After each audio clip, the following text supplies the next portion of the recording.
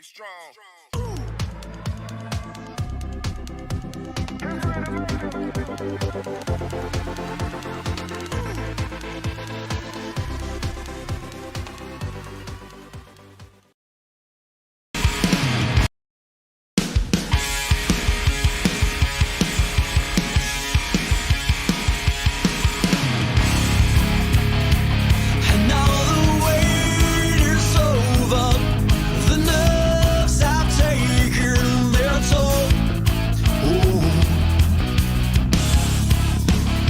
Let go of fear you're holding.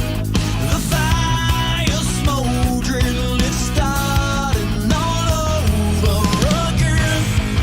I got a feeling that I ought to know it, burning inside. I got a feeling that I ought to know it, yeah. Every time I grip the wheel, I begin to feel I know I'm in fire.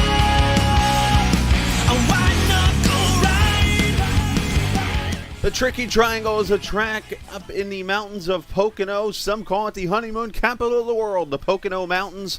And that is the setting tonight as we sit here at Pocono Raceway. The track known for three corners. What? Turn 4. That is what you're going to hear a lot tonight. But that is the fun we have in place for you tonight.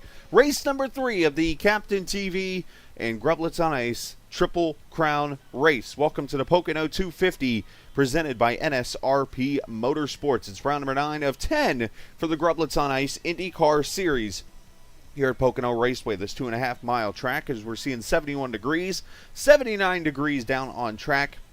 Should be a fun afternoon, partly cloudy, a beautiful afternoon of racing here at the Tricky Triangle of Pocono, Pennsylvania.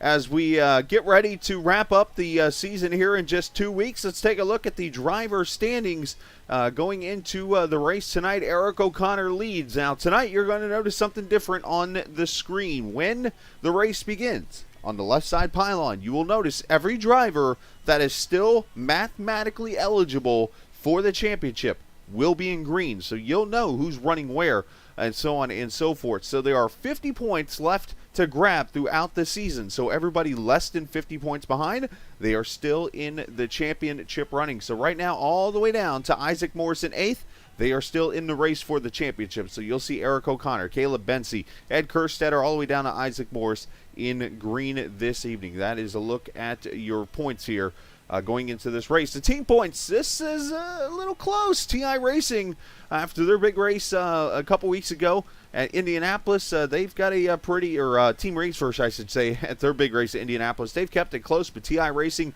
they put their stamp on the championship last week at Road America, and they look to continue their dominance here as they lead that by 8. The pole awards as we enter tonight. Eric O'Connor won his 4th pole award of the season last week at Road America. Let's see if he can get number 5, as he's actually on the pole right now with a 41.63. So that is the look at your pole awards right now as he looks for number 5 coming up here this evening. As I mentioned, the rest of the schedule tonight. It is the Grublets on Ice Pocono 250 presented by NSRP Motorsports. And then next week, we go across the pond to Spa, the one race over the pond this season.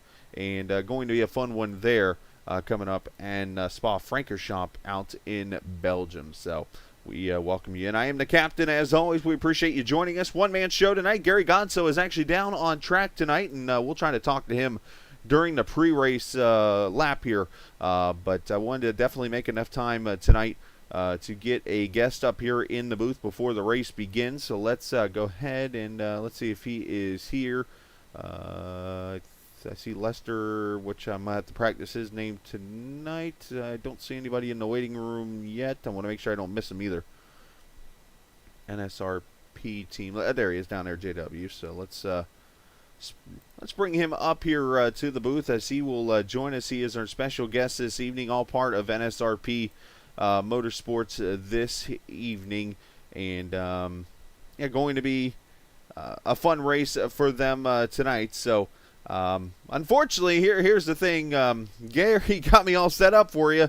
And he never told me, and I'm not trying to throw him under the bus here, it says JW, so I'm guessing your name is JW out of randomness this evening. But he joins us tonight representing the team tonight, NSRP Motorsports. JW, you got a copy, bud?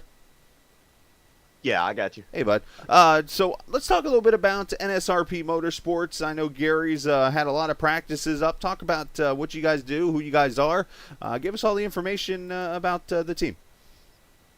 Yeah, I'm one of the owners of NSRP Motorsports. We've been around for about 2 years. We're basically a NASCAR-based league, and we had Gary join us for our previous season in the NASCAR Xfinity Series, and he's an Indy guy.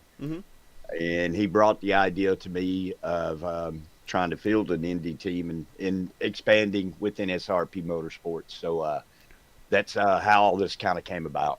So you actually took advice from Gary Godso. Well, I was told by a few people to take it tongue-in-cheek, but so far he hasn't let me down yet.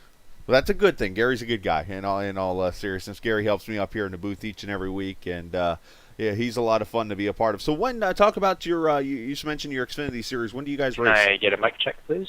We race Saturday Gotcha, evenings. Thank you, brother. At race broadcast kicks off at 8 p.m. Central Time.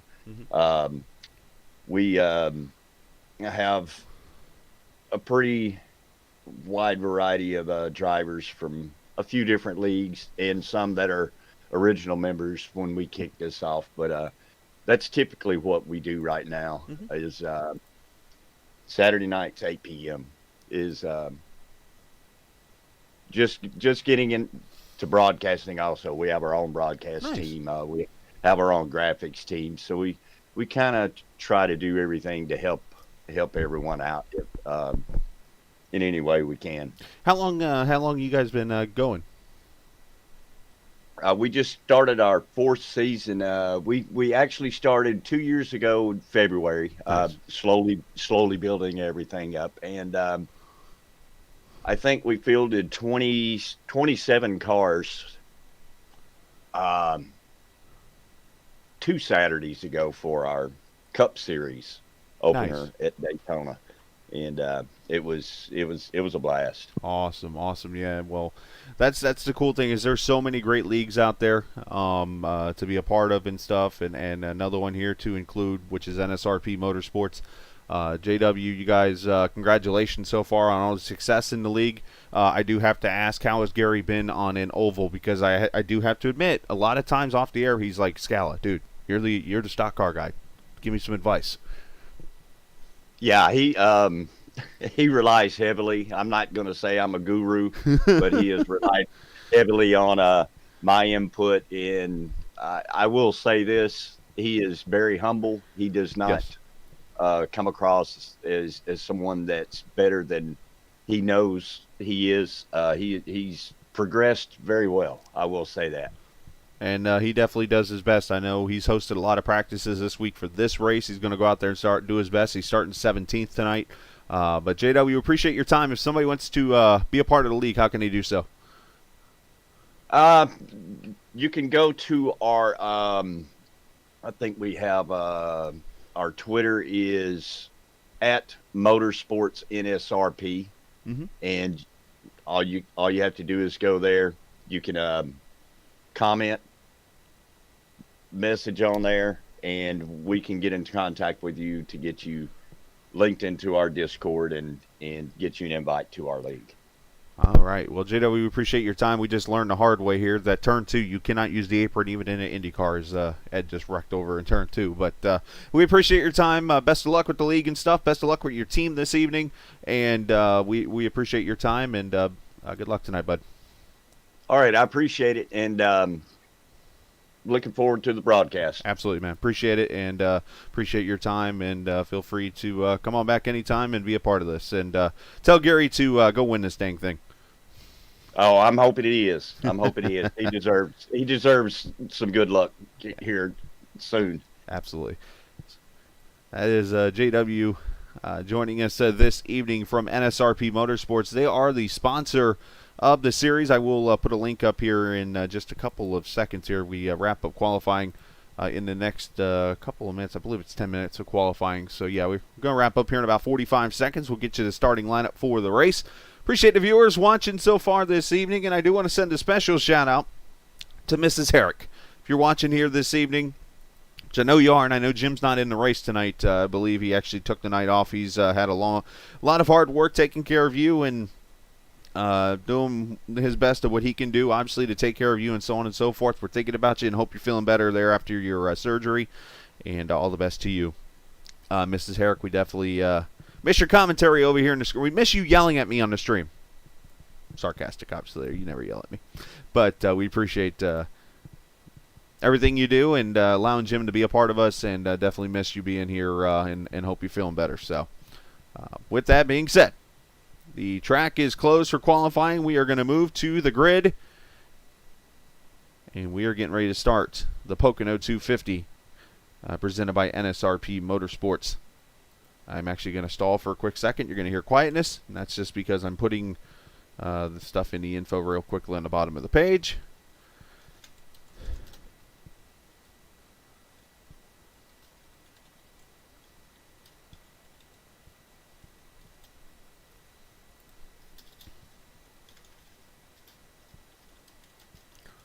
I type pretty quickly, which is good news.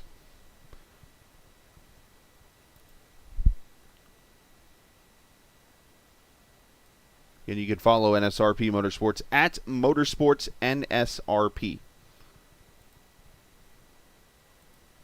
Appreciate Drift watching this. He's over here chilling. He when he gets this chance, comes over and watches some of the IndyCar racing at its best. But here we go. Starting lineup going across the top of your screen right now as these cars sit over on pit road.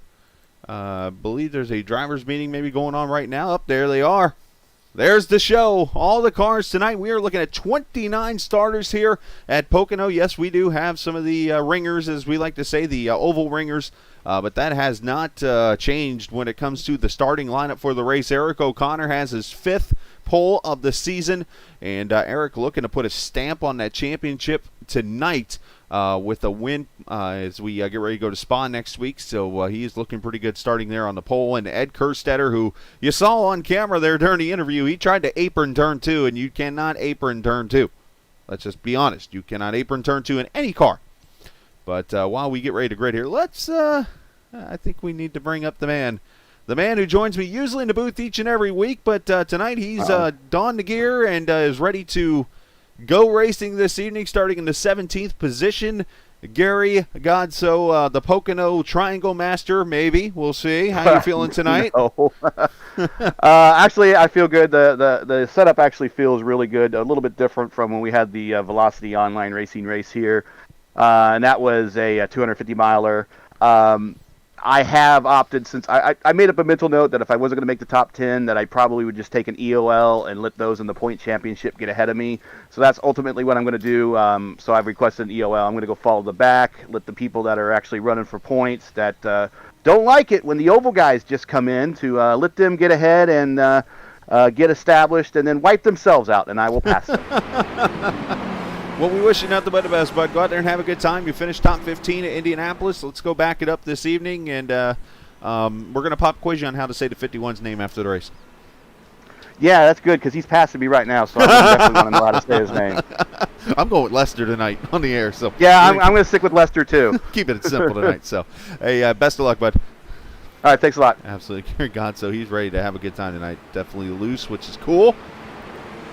So, yeah, Jeff mentioned over here in chat, and something we didn't get a chance to mention over on the stream tonight. The winner of the race is going to get $25, and also $25 to the driver with the fastest lap of the race is going to get $25 this evening. Congratulations to who gets that, and I appreciate Jeff for putting that money up on the line. So $50 worth of wages, plus everything else that goes into winning a race in TI Racing. So here we go. Triple Crown, race number 3. There is the Triple Crown right there. We've done Auto Club. We've done Indianapolis. Now it's time for the third leg. Pocono Raceway, the Tricky Triangle. The Dorito, as Cohen Evans called it, and so many different other nicknames. Green flag, and we are racing at Pocono in this very wide front straightaway.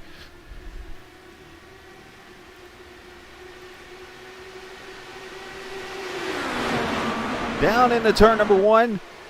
Aerodynamics going to play a big role here. That clean air is everything.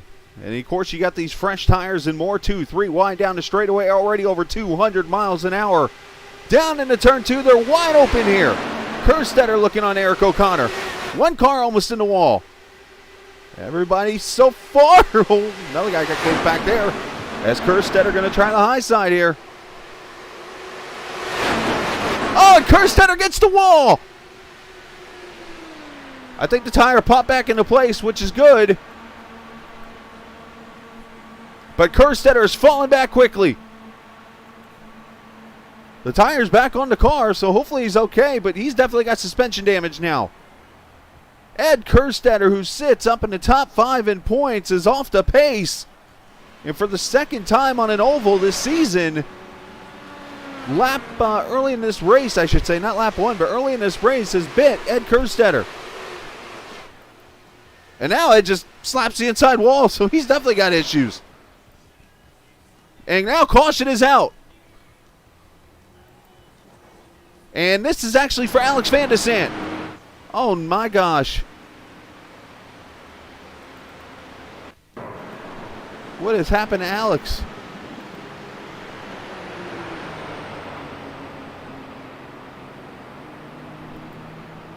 Looks like it's already happened here, I think. Yeah, there's a car smashed up there.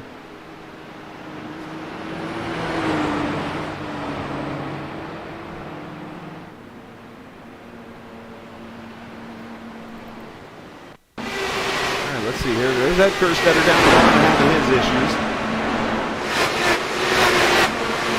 Alex gets loose himself over in turn 1. Down the back straightaway, does a nice job saving it and just continuing the bad luck that Alex Van de Sant has had this season. He's already mathematically eliminated from the championship run.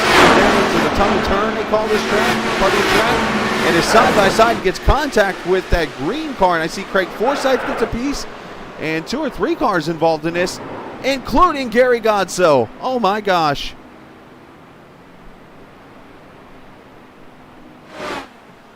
And oh, Gary's going to be done. His right front is destroyed. Not sure if he's got a reset or not to use. Gary took the penalty to go to the back and has unfortunately bit him. Now Gary is back on track, so he did use the reset that apparently they have. Oh, but a tough break here on lap number 2 on this 100-lap race. Let's look at it one more time. Ed Kerstetter's also left pit road, but he's going to be a lap down, I believe. Let's go on board with Gary. There you see Alex making the save there in turn 1. And then down the Long Pond straightaway, they call this, down to turn number 2, which is the tunnel turn. And up there you see, or right here in front of him actually, you see that green car make contact. Craig Forsyth gets a piece. Gary hits that manhole cover there, and it sends him packing.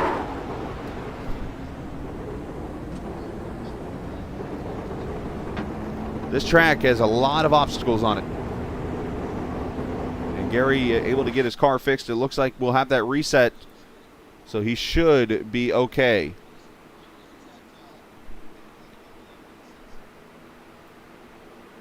So caution number 1 is out. Dale Close's been to pit road. Godso, Kerstetter, Julian Altena, Craig Forsyth on pit road, and Alex Van de Sant still getting his car fixed. I believe actually he's towing probably. So he is going to be a lap down. So the Indianapolis winner from last season, not... that bad luck just continues when, man, hate to see that.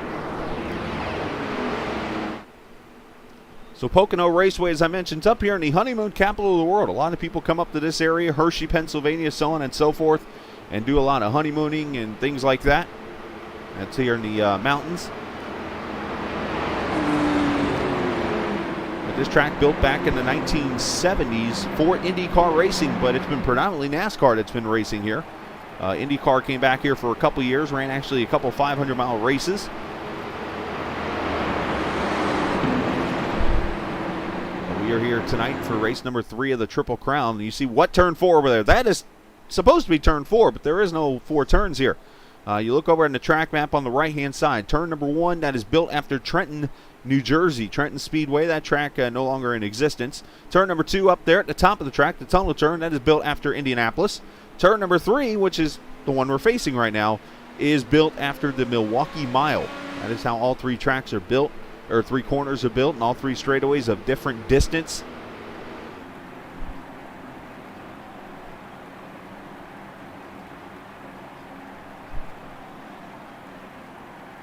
Xander G watching tonight. Appreciate all the viewers watching this evening.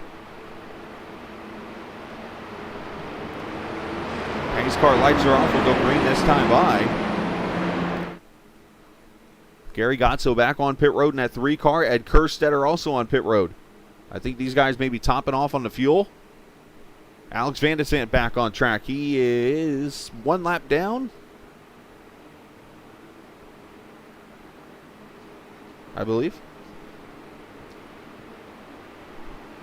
So the green I mentioned over on the left side of the screen, you see O'Connor, Bensi, DeMed, Houston, and Morris. Those 5 all are in the points championship race, along with Kerstetter down there at 26th right now.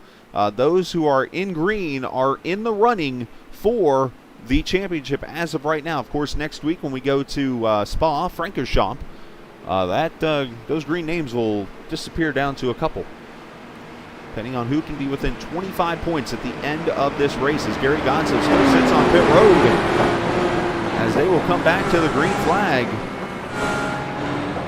Single file restarts in IndyCar.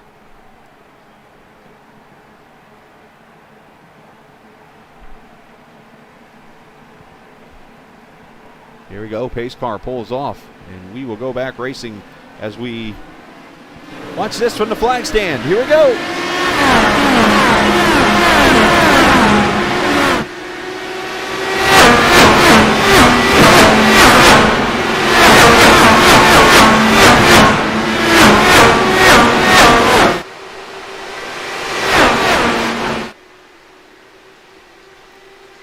Up the Long Pond straightaway. This part of the track actually sits right next to Long Pond, Pennsylvania. That is why it's called the Long Pond straightaway. Over to tunnel turn. Look over to the right, you'll see the tunnel. That's why it's called the tunnel turn. Oh, a couple cars out of shape back here. Tom Carpenter with some issues in the inside wall. And second caution comes out as Tom Carpenter has had issues off turn 2.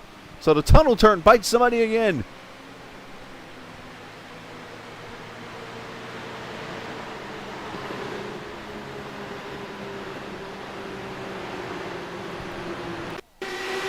Let's see what happens to Tom. You see Alex Van de Sant way down there on the inside of the track. In the back.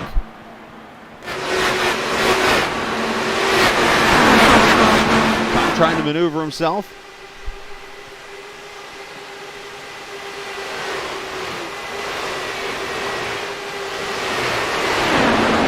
He's just going to get tight.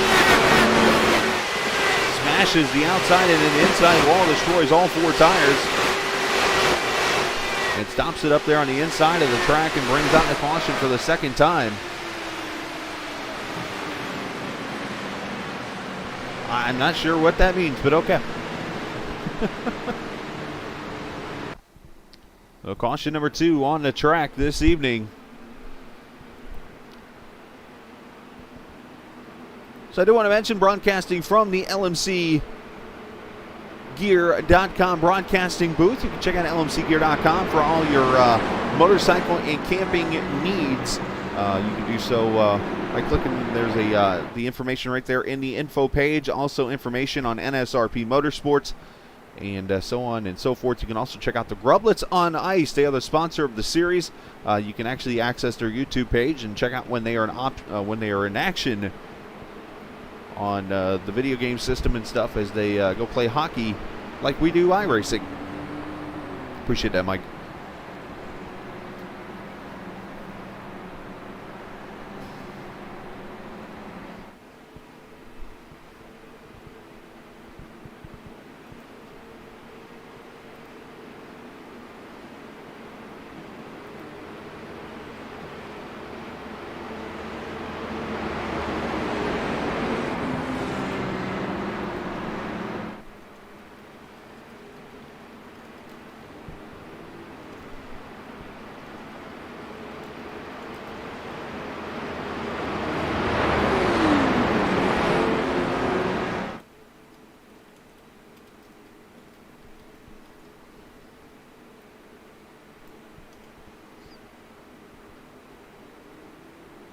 I'm actually typing something right now.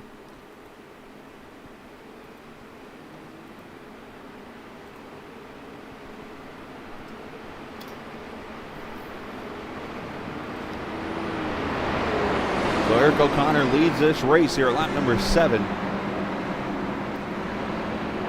I've talked a little bit about the history of Pocono Raceway.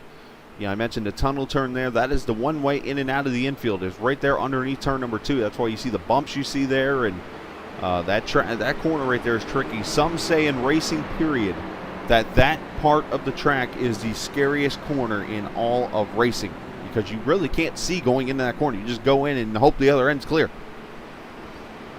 And it can be very tricky with bumps and so on and so forth. And then turn number 3 right here, as I mentioned, like the Milwaukee Mile. But this track, some think you could just go around here wide open. You can't. Now, turn 2, the tunnel turn, if you're in clean air, you can do it wide open. But it's easier said than done. Turn 1, obviously, you got to throttle a little bit. Turn 3, you got to throttle it a little bit. But this track is a lot trickier because, let's face it, not any race car out there can set up for all 3 corners. You have to pick a corner to set up for. Now, most will do turn number 3 because that's the run you get off the corner down the straightaway.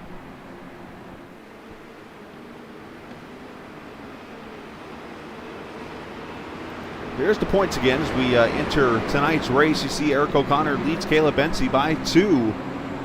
And it's 1 point per position from 25 down. And 26 down gets 0 points for the race, I believe is what it said when I was reading the points earlier. So there are no bonus points or anything. So it's all about finishing in front of the person you need to finish in front of. Right now, the point lead, I can actually just tell you out loud, is 3 now because Eric O'Connor leads Caleb by 1 point or by 1 position here in this race.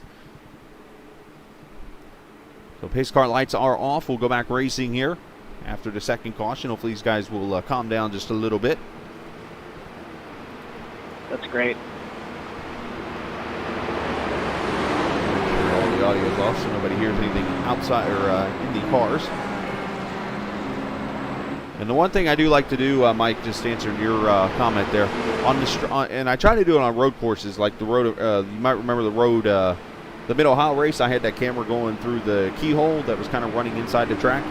I try to come up with. There's a couple cameras available that really don't get used in the track, so I try to just put them in a unique setting.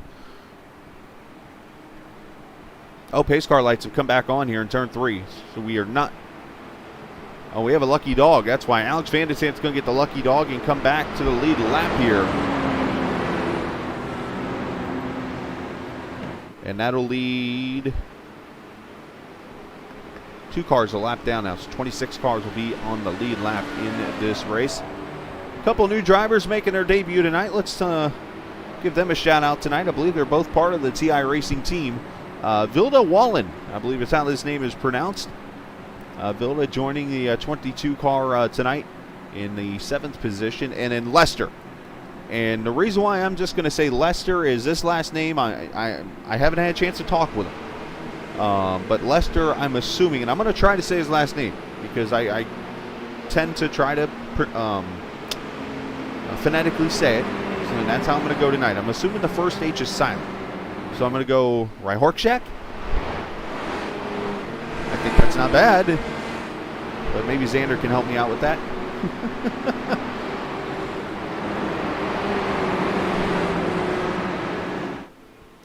So another one, Nicholas Short.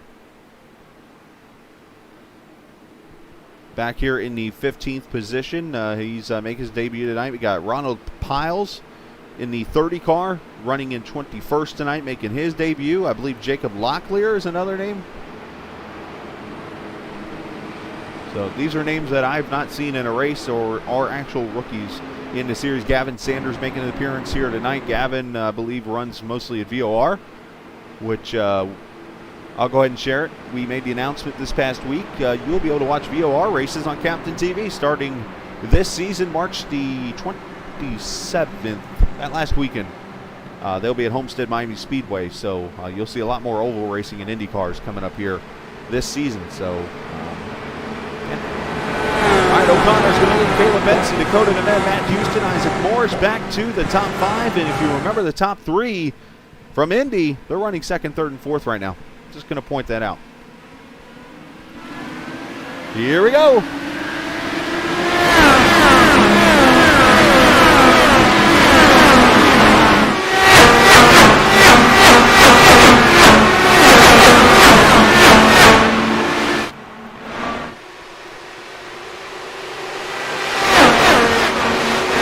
A lot of drivers saying something about gaps when the restart is, so they're trying to keep all the gaps close. Not sure what's going on back there. It's the first 9 or 10 cars single file down into the tunnel turn here. The first battle looks like it's settled itself out back here with Diego Pereno and AJ Musselman. Also Nicholas Short is here. And got some cars starting to scatter out. Again, they're probably might have an accident, but everything is good. And it looks like we're going to get a lap under green in. Down what some say is the longest straightaway in all of racing. And I always debate that because I think Indianapolis is longer than Pocono. I could be wrong on that. As here comes your Autoclub Speedway winner, Justin Miller, to the inside. He got himself that oval win earlier this year. We ride. He's actually on the outside direction.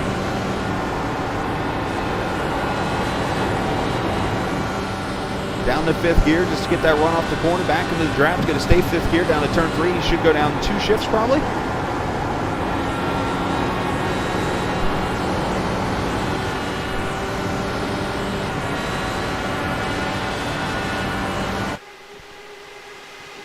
Alex Van de Sande almost catching the wall back there off of turn number 3, and the fight is on here as Miller tries to hold off.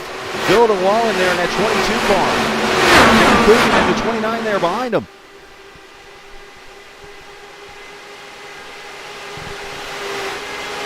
And you guys going to slowly work their way into a rhythm here. Should be able to go about 25 to 30 laps on a tank of fuel, I would believe.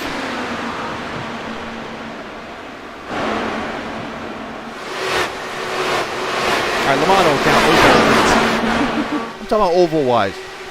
Drift.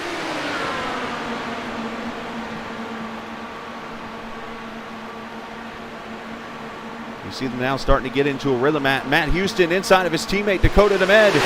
That Sunset Arctic game number 82 Dakota. Able to hold that draft and clear his teammate here as you see the 3 Raceverse Sunset Arctic game cars working with each other. And then right behind them a couple TI racing cars working together. So the top 2 teams in all of the series running up here in the top 6 right now.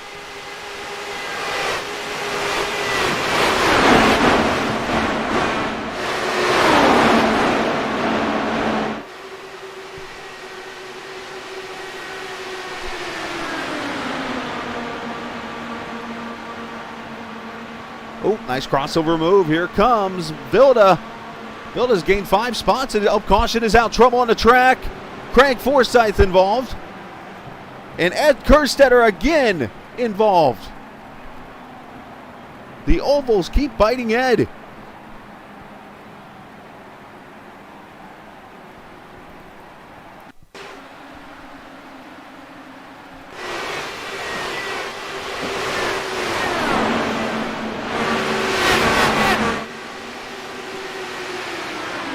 What transpires here down into the turn number 3. You see Kerstetter 2 cars behind Craig. Now remember, Craig is still racing with his hands. Oh, big net code.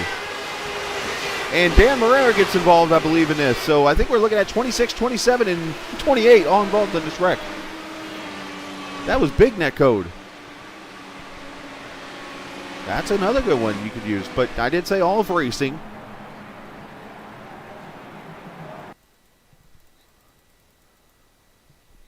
Now, if you don't know what netcode is, just to help you out a little bit, netcode is basically when 2 computers' networks do not connect with each other, basically, and it causes what they call netcode. And, well, we'll just let it show you what it is here. So it's basically, it thinks that it's directly next to the other car, but they're really not next to each other. And that actually was not the 26. I apologize, Dan Marrera. That was actually the 51 of Lester. Watch out. Look at the separation there. You see Craig's car turn right. So basically the networks and the IP addresses and stuff think that those cars are actually leaning on each other together. And Ed Kerstetter, nowhere to go. Boom.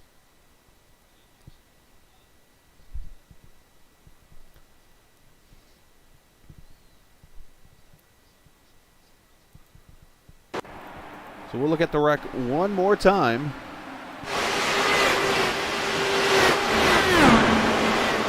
We'll ride with Forsyth, who, again, I mentioned after his surgeries on his feet, has been racing with his hands.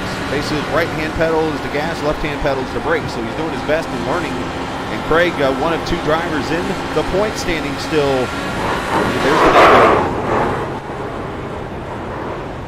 And I think Craig still has a reset, but as for Ed Kerstetter, it looks like his night is done. Now the car's coming off of turn number 3. We have a lot of them coming to pit road. This could be some pit strategy here.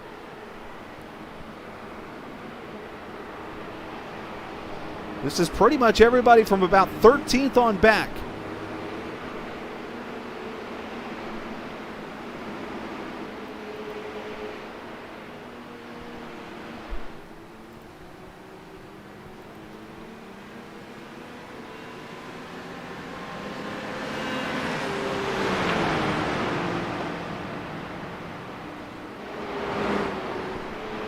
Gary Godso going to get the lucky dog here when it's all over with.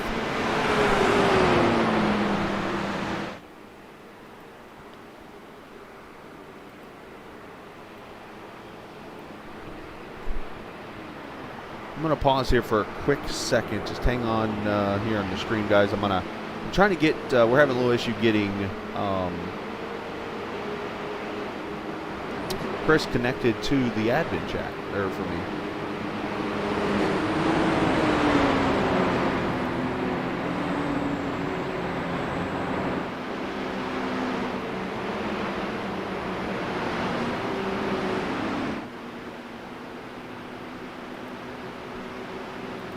Apparently there's a connection here.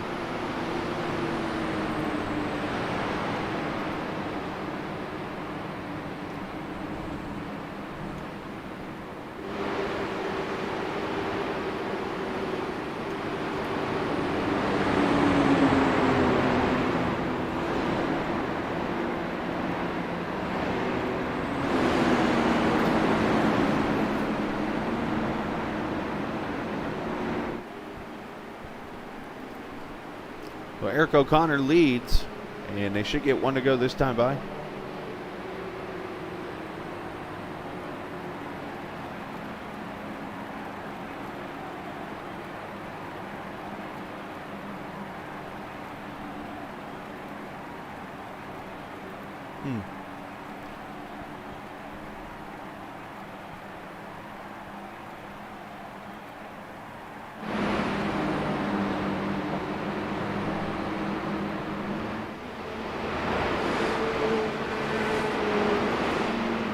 We'll go back racing here at lap number 19 after the third caution.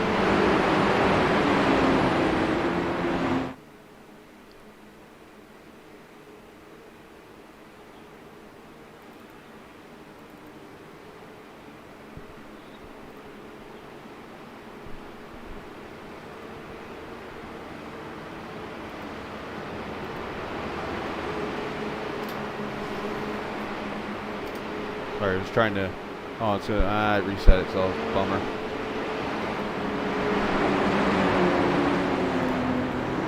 All right, ignore the first caution on the sign now. I reset my timing to see if it would help get the race control set for Chris.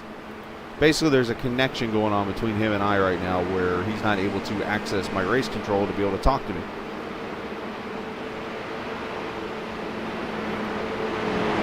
It's actually the third caution being wrapped up right now at lap number 18. Actually, we still got another lap to go here, so let's have a little fun for a second here. I'm sure you're getting tired of hearing my voice.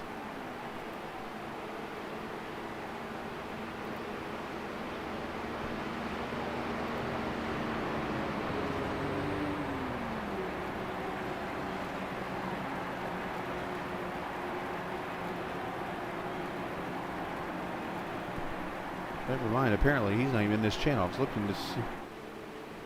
I was going to talk to Eric O'Connor, but Eric O'Connor and them aren't even in this chat. They're not even in Discord, so unfortunately I won't be able to talk to them.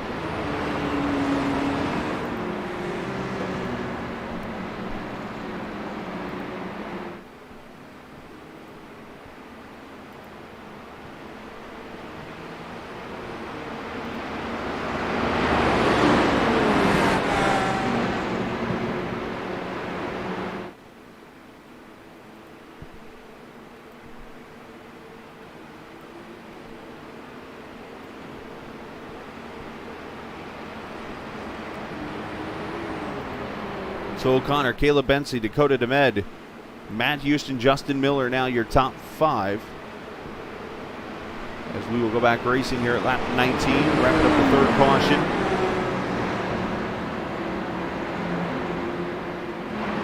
C4, why? We'll have to ignore the timing over on the left that says first caution. That's only because I reset just now, so to see if this connection between Chris and I apparently is not working tonight. So unfortunately, the race control will come through Discord for me tonight.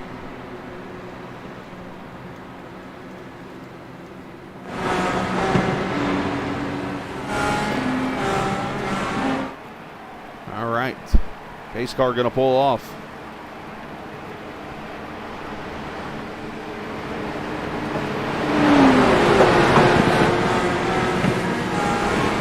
Will come back out. There's Barney the flagman waving it. Oh, and trouble in the back. Big contact. And more cars are involved. Diego Pereira's in it. Gavin Sanders.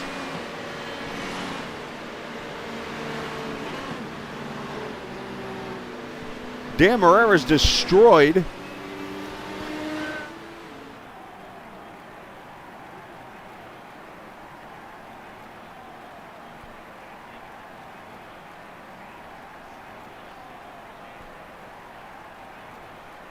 Let's go back and break this thing down. A lot of people talking about the gaps that you're seeing.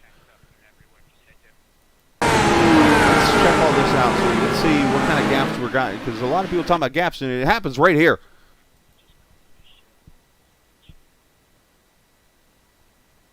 Look at that. There's a gap right there.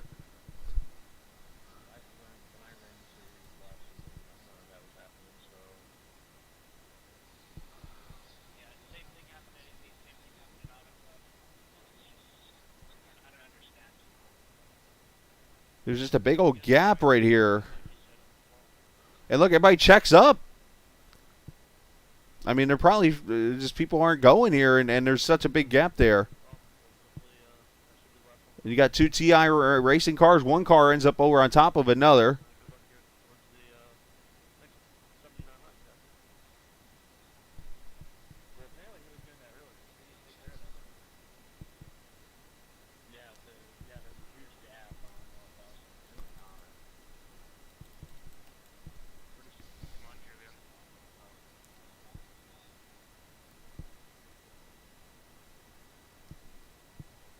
Let's AJ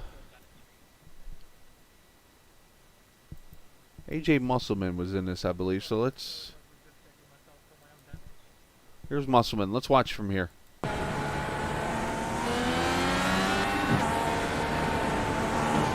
a big checkup.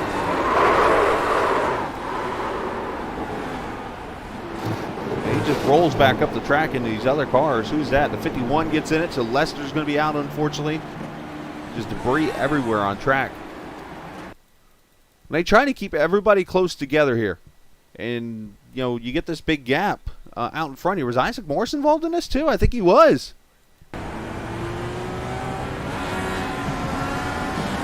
Yeah, Isaac gets a piece of this. He's got a car on top of him. So another points guy involved in this.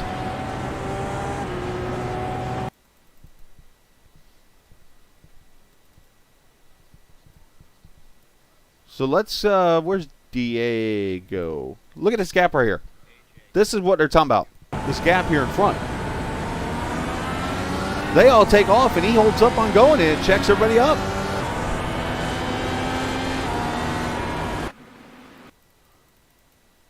Let's, I want to look at one more time here. And I want to look from the rear end of the car in front. Let's do it this way. Shane Coogan. I'm going to go from the gearbox, so you'll be able to... Here we go. There's the green, and they're not going.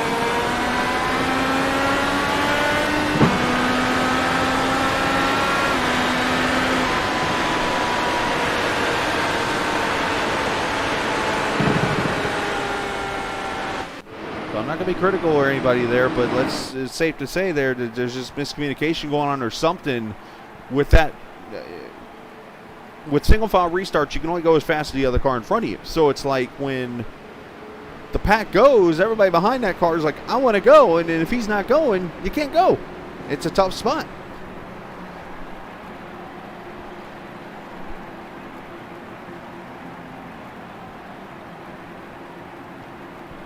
Needless to say, a lot of cars a victim in that situation.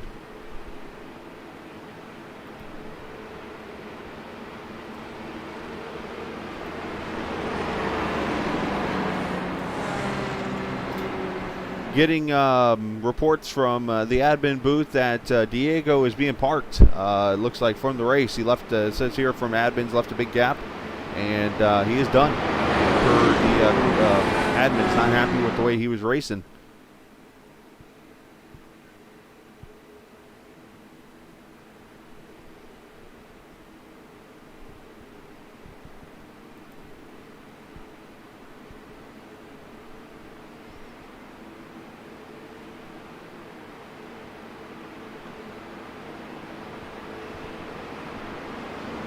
It's a tough situation for everybody involved. A lot of unhappy drivers from that.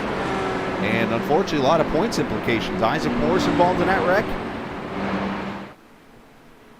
I mean, that's unfortunate for him, but at least that's the only car involved in the championship run that was involved. But he should have another car to use. So this race has had a big-time rough start.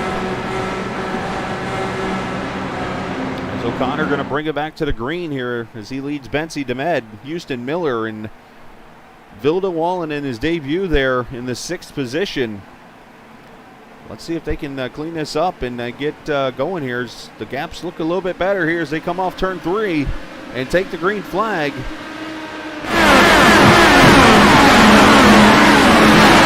And 3 wide.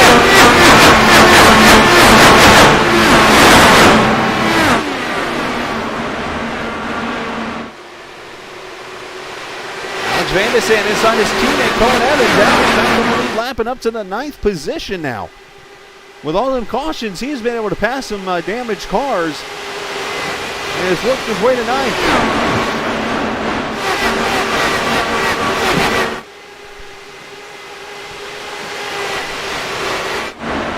For the lead, Caleb Bensi to the bottom. The Season 3 Indianapolis winner not able to make the pass as O'Connor continues to lead. Caleb going to get the draft and pokes back out again. Can he get it into turn 1? He does. Bensi to the lead. Oh, maybe not. O'Connor with the run on the high side.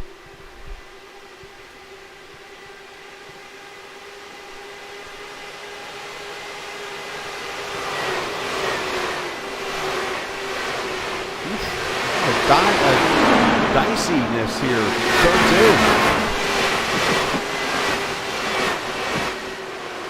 2. Caleb continuing to try. Can he make the move?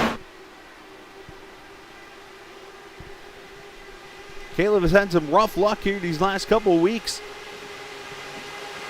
And looking to get that lead so he can be ahead of O'Connor. Can he clear him here? Are we going to see an IndyCar slider? Yes, we do! And a crossover move. The closest thing you'll ever see to a slide job in an Indy car. O'Connor crosses over and takes it back. Will he cross him back? Oh, look out for that wall back there.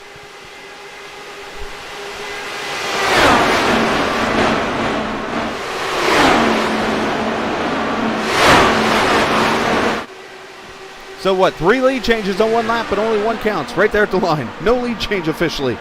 Justin Miller up to the 3rd position now. Here comes the Auto Club winner.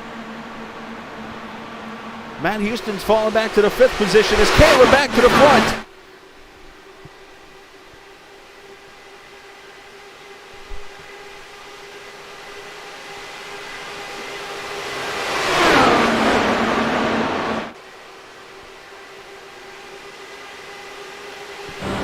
Right on board with Dakota riding into 4th position. Look how dirty that windshield is already. Down down the fourth gear. Trying not to get tight there as he crosses over his front nose. Up the fifth gear. Let's put the speed on here for a lap. Let you guys see what kind of speeds they're running. Look at this, 230 mile an hour to turn one. Jason, there's your answer, by the way, from earlier. He asked me how fast you think they'd be in turn one. I was nowhere close. Down to about 200 in turn one. Down the back straightaway, the long pond straightaway. Dakota the protector. Oh no, car to the outside. Matt Houston making a move on his teammate. Down the tunnel turn here. And then the short shoot here. Speeds of about 220 there as they go into turn three. This is the slowest portion of the track. And they're still at about 200 mile an hour.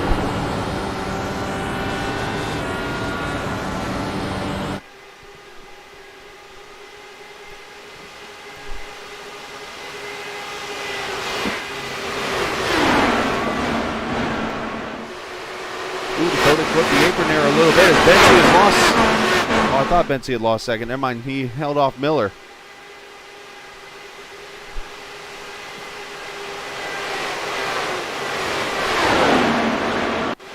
And back here, battle for Nick Weatherby, Cohen Evans. Making that number 81, Cohen into 17. Cohen trying to work his way up through the field, started 15. Nick, the biggest mover in this race, started back in the 23rd position up to 9th. Bill DeWallen to pass on Dakota for 5th. So another TI racing car making an appearance here.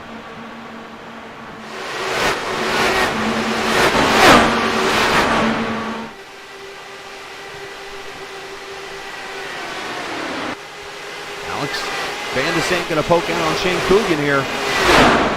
This is for the 8th, that's 7th and 8th here.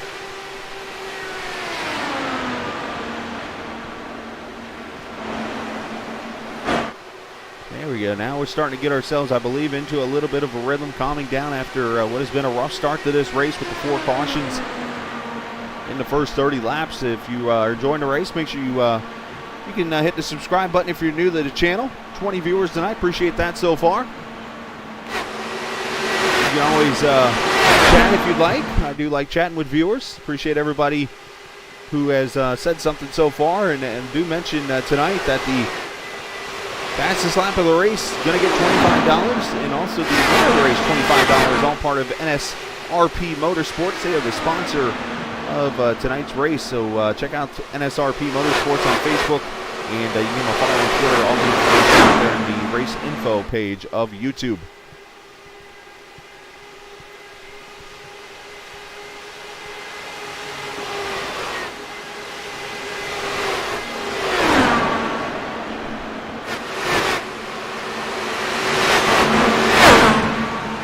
See, 0.4 of a second between the leaders, the top two. Right here, just trying to race each other. Justin Miller up here with 0.6 of a second.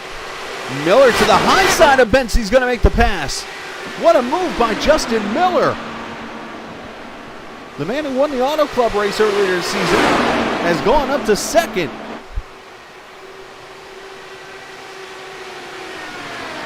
So what kind of pit strategy could we see tonight? And we're finally getting a green flag run. Justin Miller, fastest lap of the race right there, making that pass.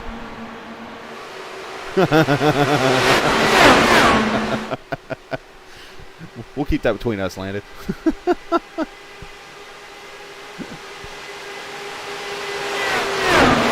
That is great. Landon, apparently he wants me to send, Lewis is asking me to send a shout out to you right now. Send a shout out for me to Landon Deerhold. So hello, Landon. He spelled Deerhold different than you did, so I don't know who spelled it wrong. I'm going to assume he does, because I don't even know if he can spell the word spell. On an air, he couldn't drive a Hot Wheel on an airplane runway. That's solid. Could he drive the little, the red and yellow car that we always had to do? Isaac Morris on pit road. This might be a strategy move right here. As Miller's going to the lead. So Justin Miller is driven up through the field and has made the pass on his teammate.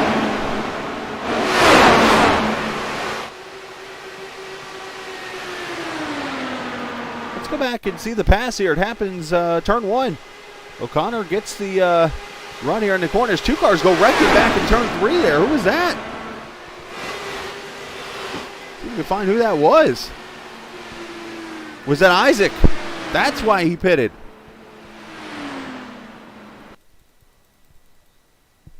So another points car having trouble here. Isaac just went for a solo spin down pit road. Loses the back end off turn number 3 there, and just kind of, that might be a unique way of slowing it down to pit road speed. I got to give him credit for that if he did. And Vilda Wallen, fastest lap of the race now, 41.74 last time by.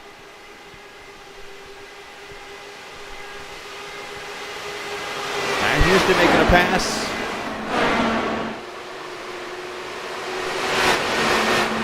On his teammate, Pocono, who just barely slides in front. That was pretty tight for teammates.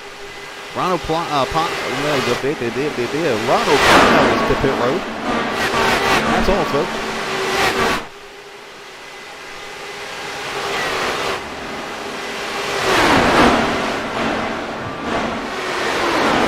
So we have got some scheduled pit stops here. These cars that have not pitted, the top 11 have not been on pit road at all this race.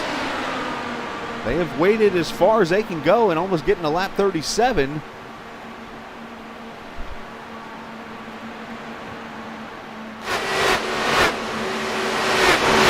One leader called its pit stop out. I'm not sure who it was. Nick Weatherby's on pit road in the 17th position.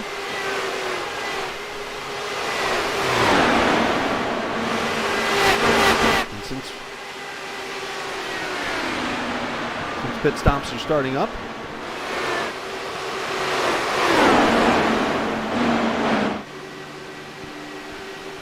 See Weatherby on pit road, and also Jeff Destino making his, I believe debut tonight.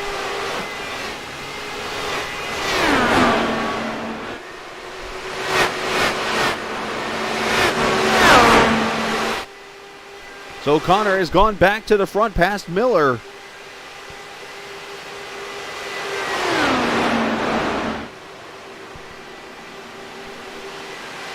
And I believe Ronald Piles has crashed over in turn 2 or something. I see something on my screen saying he's wrecked.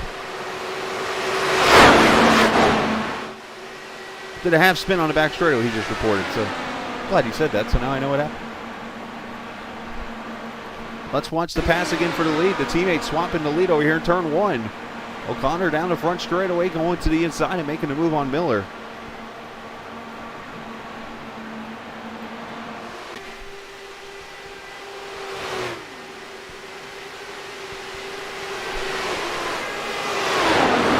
Now the car's starting to get spread out a little bit.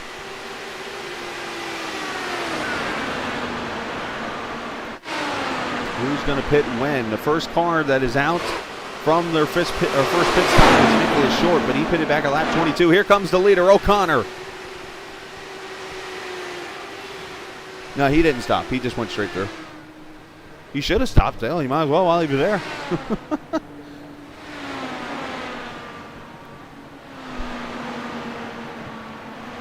Now, Indy cars, if you're not used to these things, have one lug nut.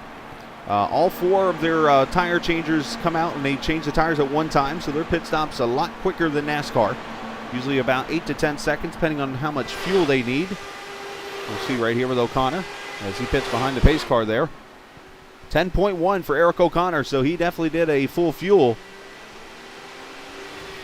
And here come the leaders, so he will not go a lap down here. So if a caution comes out, Eric O'Connor's in the catbird seat, and he brings a lot of others to pit road. Here comes Bensy, Matt Houston, Dakota DeMed. This is all of the Team Race First Sunset Arctic Games team.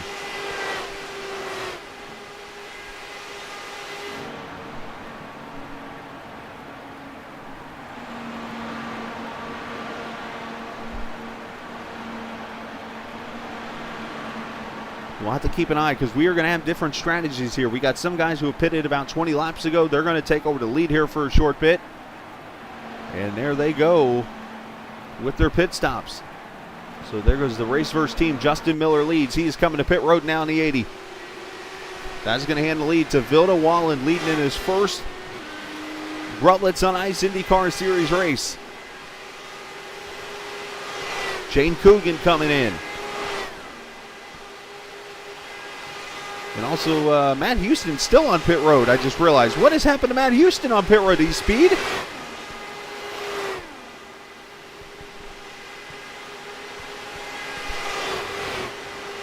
Matt Houston, the Indianapolis winner, a very, very long pit stop. Yeah, he must have sped on pit road because he had about 40 extra seconds. So speeding on pit road, and caution is out. This is why you pit before, and it's Dakota DeMed. Has wrecked over in turn 3.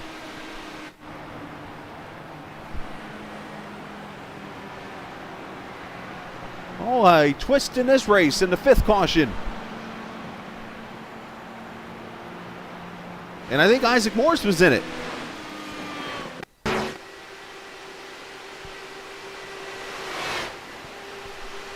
The twists keep on happening. 2 more points, guys, to pit road. They're falling by the wayside.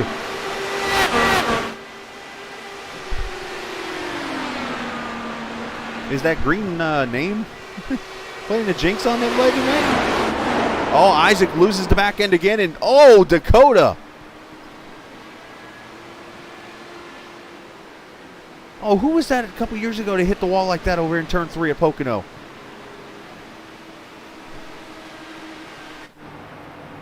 That was a lick. Of course, I immediately think of what's his name in Auto Club, the Russian driver whose name it slips my mind. Where's Gary at when I need him? But then there was somebody a couple years ago went up to the fence. Well, of course, there's in turn 2, Robert. Terrible name.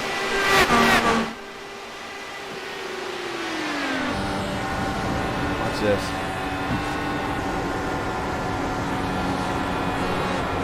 Isaac loses it. Oh boy.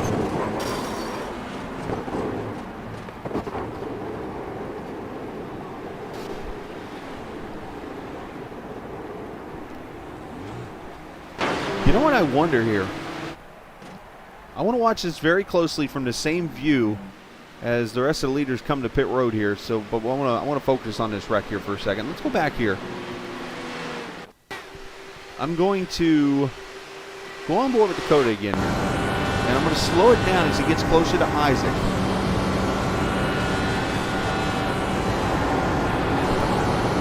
Watch really closely here. I'll slow it down right here.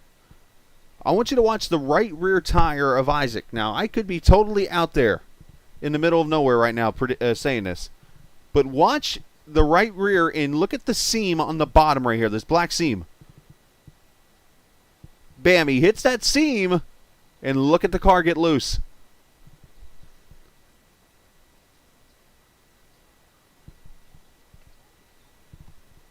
Now these seams will affect these cars, believe it or not. So I wonder, man, that's a lick.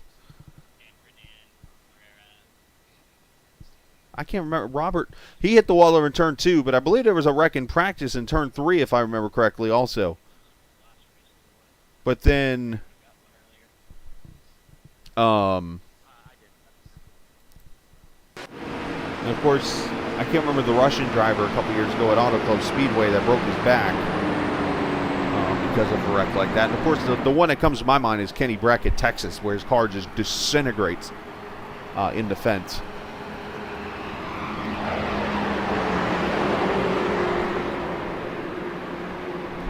So that's going to hand the lead to Nicholas Short, the 19 car in his first start.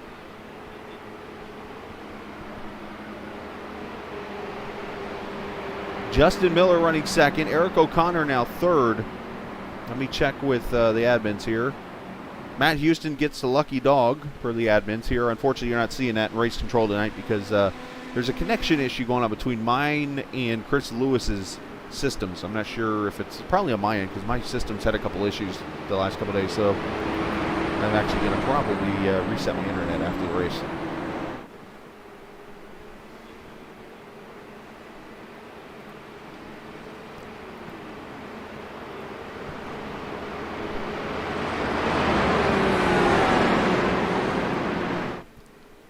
So there's where everybody runs now after it's all cycled through. Drift is rated the Dakota Landing a 7 out of 10. So that caution ends up being a bad but then a good break for the race-verse team. Matt Houston got the penalty. He's going to get the lucky dog, but yet it took out Dakota to mid.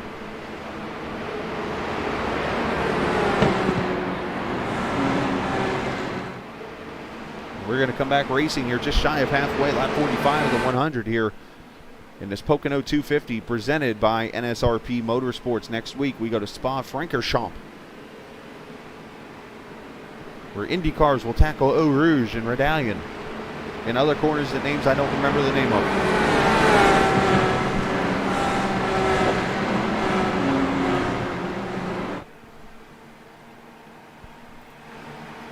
Here we go, a view from the flag guy.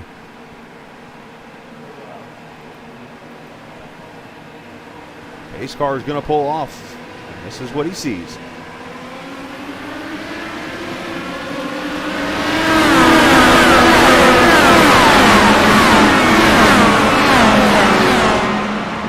See some lap cars getting out of the way of the leaders. Matter of fact, this is literally what the flag guy sees. Yeah, how tough it is to see at this track. He's out there. Yeah, you can't see him down the Long Pond straightaway, so we'll just cut the camera here. So Nicholas Short leading this race, and then Justin Miller and Eric O'Connor, Caleb Benson, your top four. Shane Coogan up to fifth. Alex Van de Sant, the comeback of the race right there.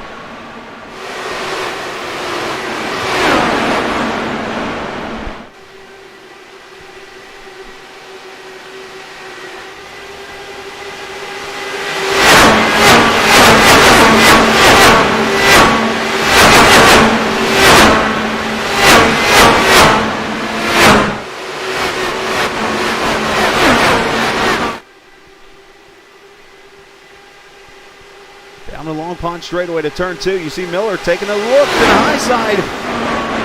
Well, you're not supposed to go to the high side at turn two at Pocono. He tried it, though.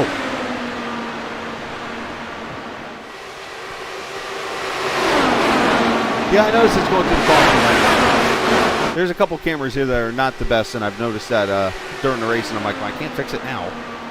As Gavin Sanders making a pass over Vilda Wall, and here comes Julian Altena. Haven't mentioned his name all night. Unfortunately, I can't fix it during the race, so it'll be something I work on. Ooh, off the pace is Vilda. Something happened at 22.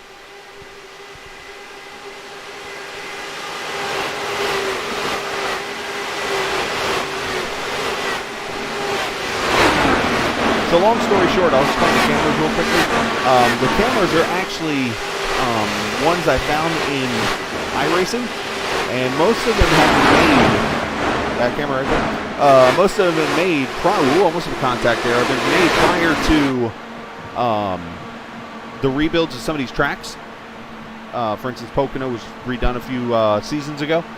So because of that,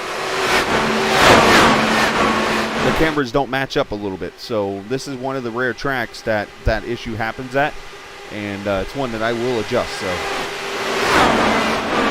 I'm sorry for the inconvenience for some of them, but otherwise you're getting for the most part the race. Now, I could stop it right here and change it, but I mean it'd take 2 seconds. So maybe I'll wait for the caution or something. But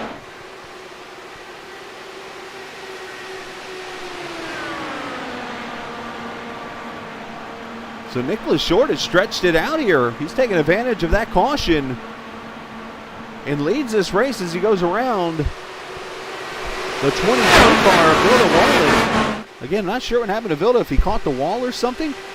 But let's take a look here at the pit strategy right now. This is how it looks.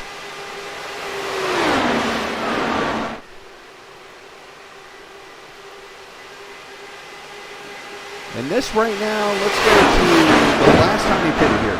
So the last time he pitted, so it has been since lap 22. So Short is only going to be able to go another, what, 5 to 10 laps? And he's going to have to pit. The rest of these guys, lap 41, 39, 40, 43, and then Gavin Sanders, who's 7th, pitted last at lap 21.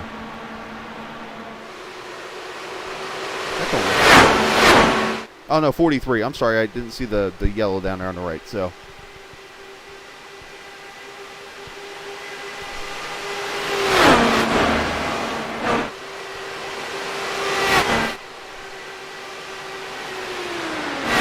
Back here and check on Lester. This guy's, his car's been through a war.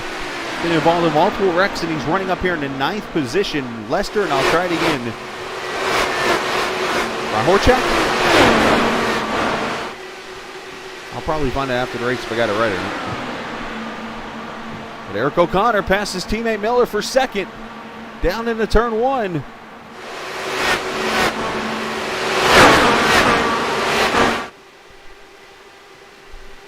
No, I know. No, I appreciate a drift, and it's something I've caught. And I've rubbed up on you a little bit because I'm one that catches little things like that myself.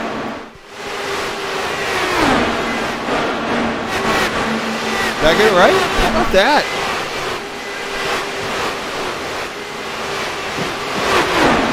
One thing, that last name will definitely get you a Scrabble victory. Right there. As Lester coming up on the back of Julian, going to make the pass on that 4 car. That's for the 8th position, so Lester on the comeback trail. Going to bring Cohen Evans maybe with him.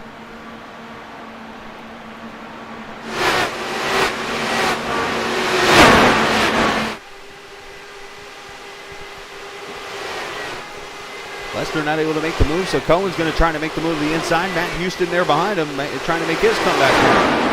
Oh, and one car got loose right in front. It's Gavin Sanders, right? No, it wasn't Gavin. Who was that? Shane Coogan?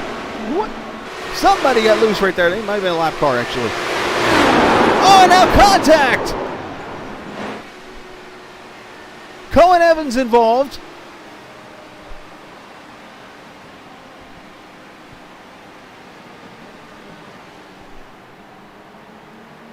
Oh, it's Nicholas Weatherby. That was the car that got loose. Oh, bummer.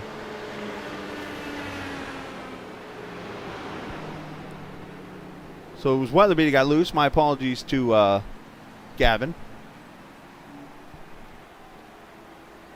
But caution out for the 7th time, I believe. Lester involved, Cohen Evans involved. So another points guy involved in this wreck. Cohen Evans. We're losing the names in green by the caution.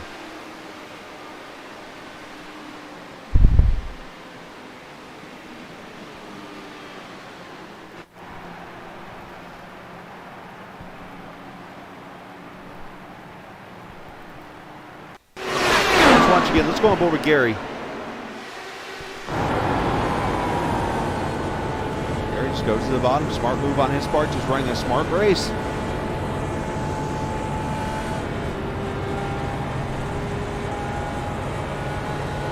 You want to rate the drift in turn 2? All right. Yeah, only drift can rate a drift.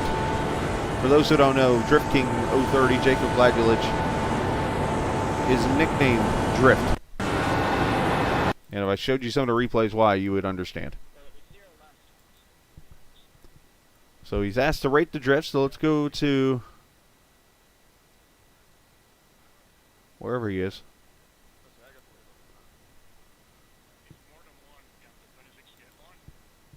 Let's watch Nick Weatherby down a Long Pond straightaway here. He's going to... Oh, he flips that apron. I've done that a few times. And a save.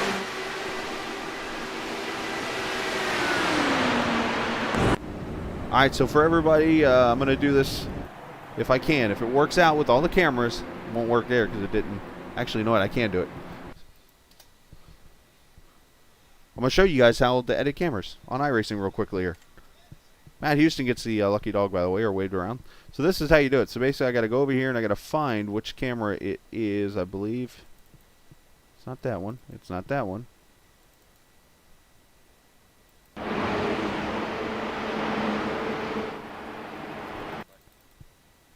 Up there it is. Got it. So it's camera number 9. And let's move her over. Oh, that zooms out. Oh, this camera's actually, we'll just do there. That should work.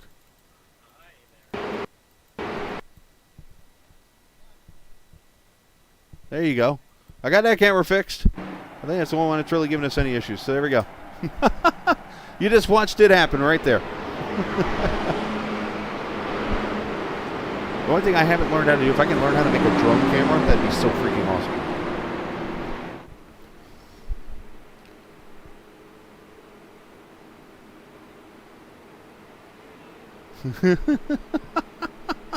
Hey, that's the reason why I always end the races with the broadcast with the same quote every time. This isn't a game, it's iRacing. Because it's the truth. And unfortunately, I'm falling victim to that whole, it's more than a game. So Lester's going to get the penalty here, unfortunately.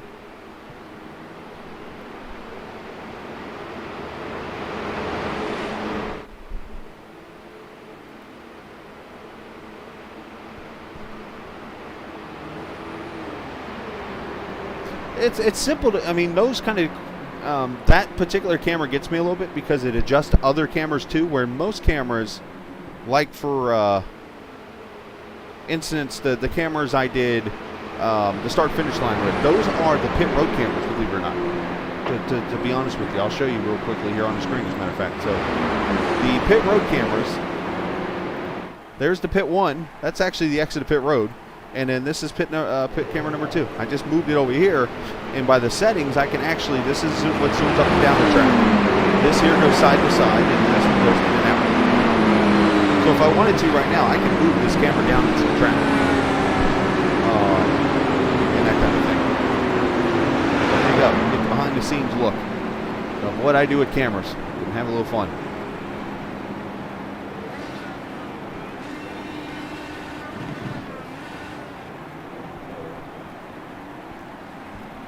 As a matter of fact, we're going to edit a camera live on the broadcast. Ready? While they come to the green flag. Watch this. I'm going to move this camera, actually. We're going to go to static real quickly to keep the camera still. We're going to put it down on the track. So here's what we're going to do. We're going to spin her around with this. And we'll drag her down. I've gotten so used to this.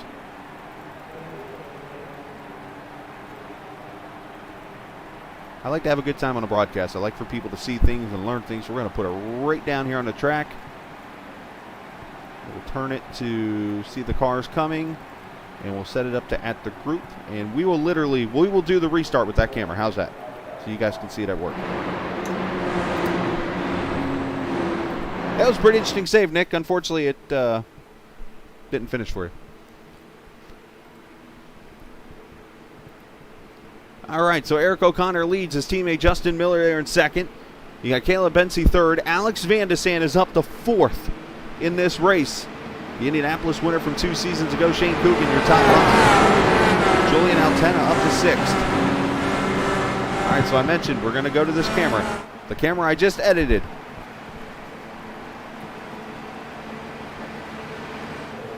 Here they come off of turn 3.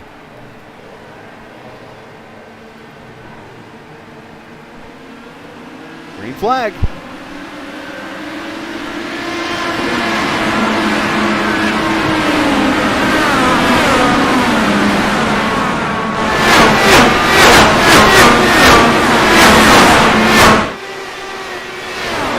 Three wide back here. Look out. One car way up high. And Bill Whalen got the Lucky Dog Award. She's back on the lead lap, I believe, after that unscheduled pit stop.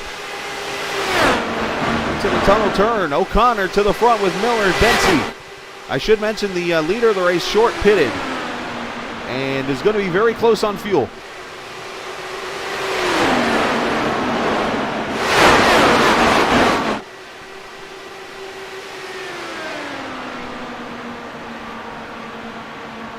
They come up 150. Oh, and 81 with issues.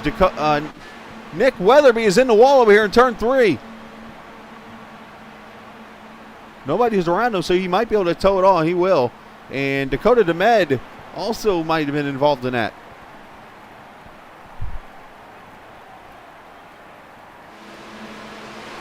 Let's see what happens to the 81. No caution waved. See, that's one thing, a part of the broadcast I like to do. I know we're under caution and stuff, and it's all part of the fun, but I like to entertain and show information on how things are done sometimes. Oh, right there. Is that Gary that got up into him?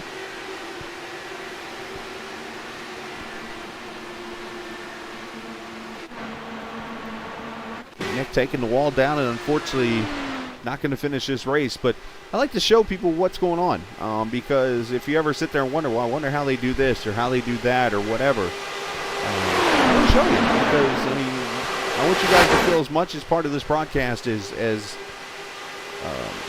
myself and the racers, because I've always said this is about the viewers and about the racers.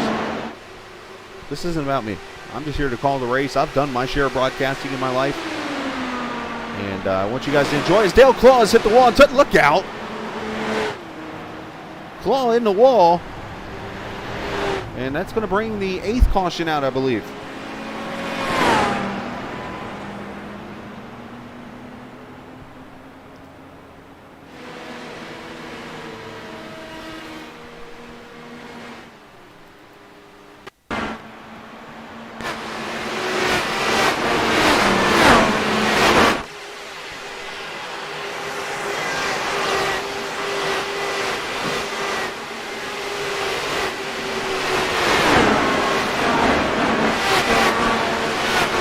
What the word candor means. Somebody help me with candor. Somebody help me with candor.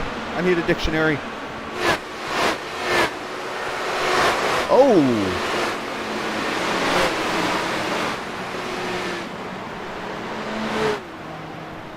Let's look one more again. I've got a face for it too, by the way. Down into the corner. When he pushes up in that other car who does not hit the wall, it's a 70 of Rick Evans, who has been very quiet. Demeanor, I know what that means. Oh, what in the world is this?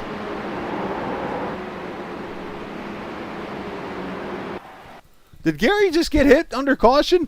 Oh boy.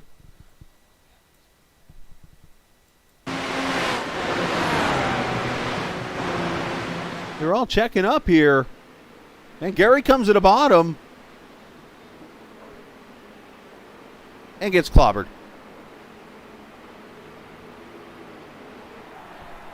Oh boy.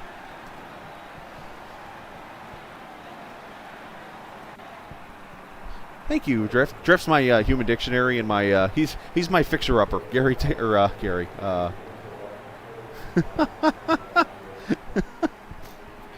Oh, you guys make this fun. So the 18 has been parked. Dale Claw has been parked officially in the race for that incident with Gary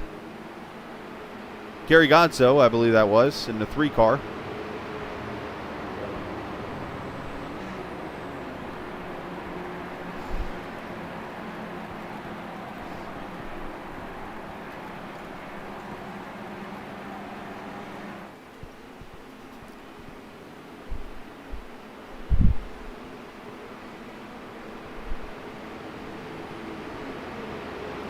This field is dwindling down now as we have less than 100 miles to go.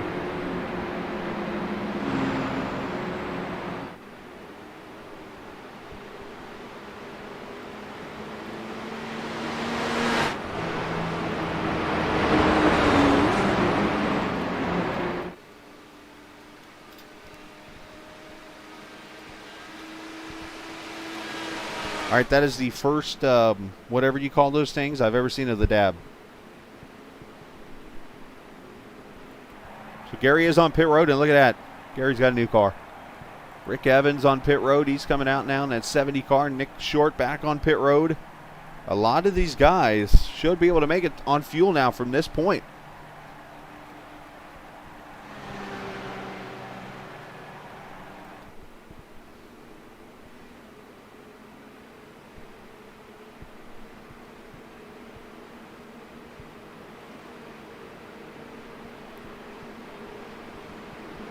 Well, hopefully we can keep the viewers up. I've noticed our numbers gone down a little bit. And, you know, unfortunately, we've had some cautions, but you know, it's part of racing. This is what happens. In racing, you have those kind of things. Unfortunately, Jeff, I do not have that. I can only tell you on that specific lap. Like when somebody runs the fastest lap of the race, until when they cross the line again, I don't see it anymore. Or actually, no, I'm sorry, I do. I'm sorry, never mind. I'm an idiot. Fastest lap of the race is, if I'm seeing this right, Caleb Bensley, a 41.77. Nope, 41.74, Vilda Whalen. That's what I'm seeing, Vilda.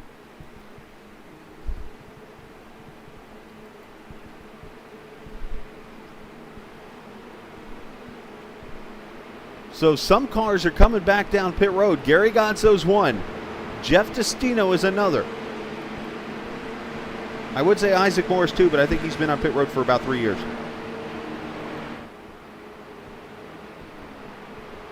Well, I mean, it is what it is, but you know what? It's racing. You got a lot of guys that aren't used to racing with each other out here, because you know a lot of guys maybe only show up for the ovals and stuff like that. And I think that might be addressed here in the near future. But that's what we have tonight. Unfortunately, a lot of the points guys have been collected up in accidents. You look at Ed Kerstetter, he's out. Probably ended his championship run. Isaac Morris, he's out. Probably ended his, well, he was already pretty much on the board at the championship, so he's going to be eliminated. Dakota DeMed probably going to be eliminated tonight from the championship. Cohen Evans might be on the border of being eliminated. So we're looking at a 2 or 3 car race now to get to the championship. And the main two are right there in the front. Eric O'Connor and Caleb Bensley. They have been the 2 most consistent cars in this series all year. All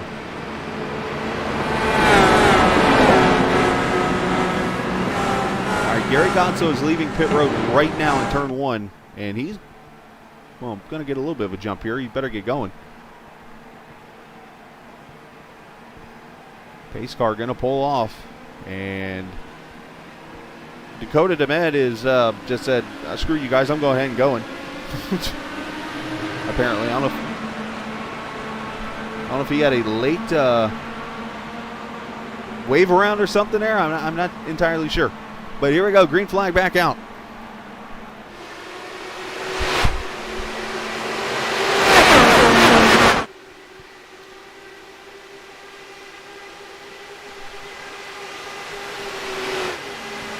And for the lead, Justin Miller to the inside of Eric O'Connor. As we get close to the end, Bidness going to pick up. Julian Altena into the picture in the top 5.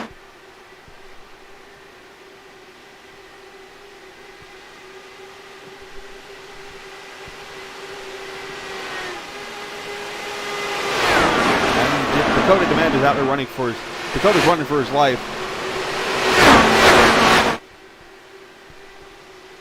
Shane Coogan under attack there on the inside. That is Matt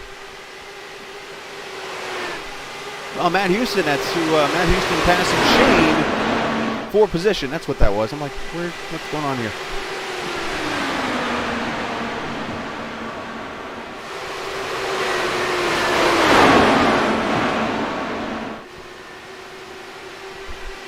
Off of turn number 3. So the question is going to be, who can make it on fuel? Let's pull up the pit strategies again here. And this is the length of their stint so far.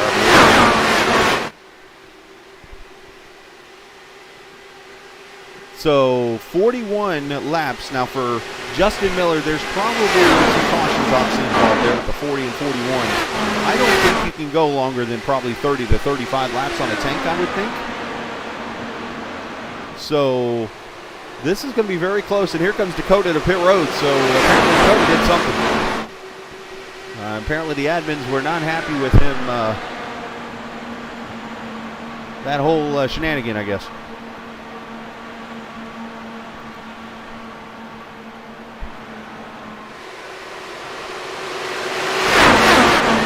So let's talk about the schedule this week for Captain TV. If you're somebody who wants to watch, you can do so each and every night pretty much. Tomorrow night I'll actually be off. Usually I race on Tuesday nights, so I'm actually taking the night off and relaxing. And then we'll come back Wednesday night with the Truck Series from Iowa Speedway, the Great Lakes Racing Series, the Black Horizon Truck Series, racing at Iowa Speedway. That's coming up on Wednesday night, Thursday night, the final night of the doubleheaders for the Short Track Super League. The Super Late models will be at Five Flag Speedway. The Tour Lates the Tour Modified at Bristol. That'll be Thursday night for that. Friday night we'll have off again. Then Saturday night, USRC and the Sunset Arctic Games Grand National Series will be at Dover. Race number 2 of their season. So that's what's coming up this week. Hopefully you'll come and join us. And you never know, you might see me streaming randomly if I race like I did earlier today. Ran a Indy car race at Chicago, and I ended up a lot like these other cars.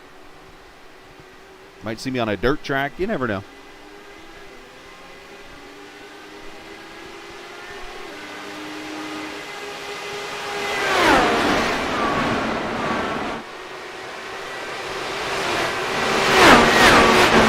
Miller's starting to pull away as here's Dakota DeMed right out in front of him after getting that penalty.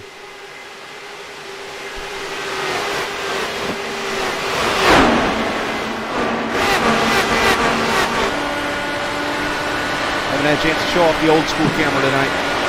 We ride with Alex Van Desant in turn number 3. Alex trying to get around the race first car there, Matt Houston. I always reference this in case you don't know what I mean by the old school camera. If you go back and watch an old 1990s ABC broadcast, you'll see this camera. The old side pod camera that they used to always show on board of the car. It was like Michael Andretti. Oh, and a wreck going in front. One punch straightaway. Dakota DeMed is in it. I don't know what the hell I'm saying. But the caution is out.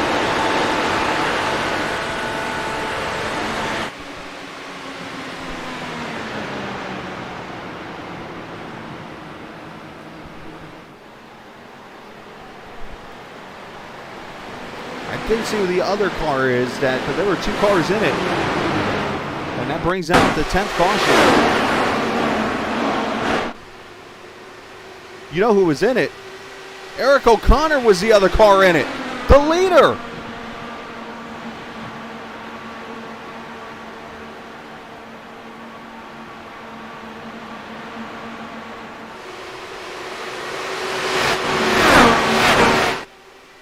Wow!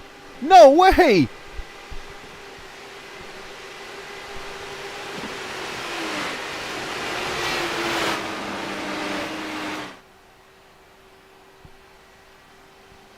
What have I just seen? Oh my gosh.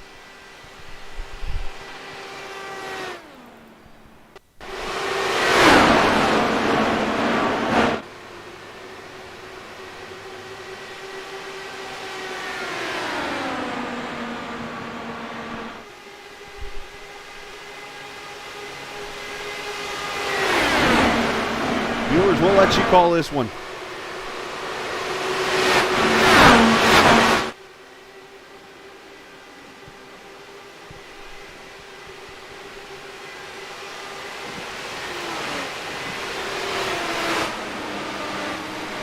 But add to the list, Eric O'Connor now out, or at least, yeah, there's Eric right there, the points leader.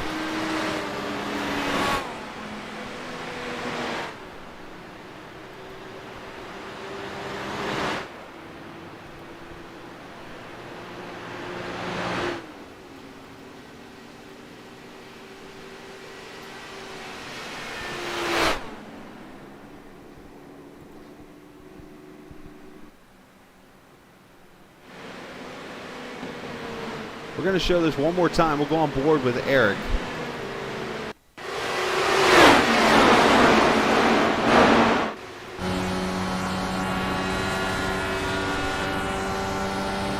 In a race that, I mean, this battle for the points lead was so tight.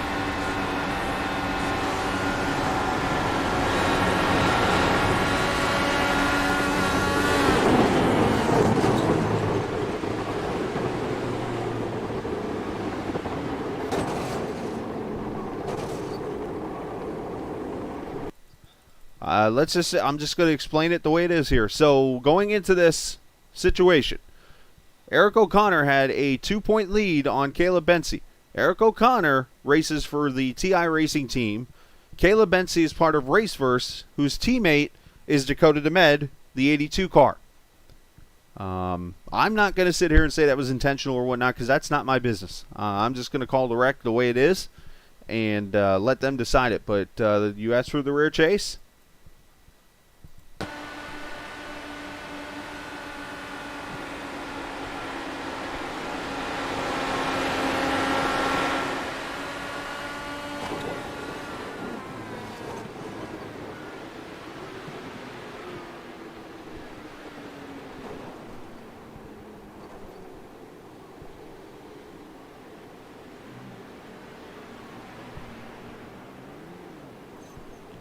The caution is out, though. Unfortunate situation there for those two cars.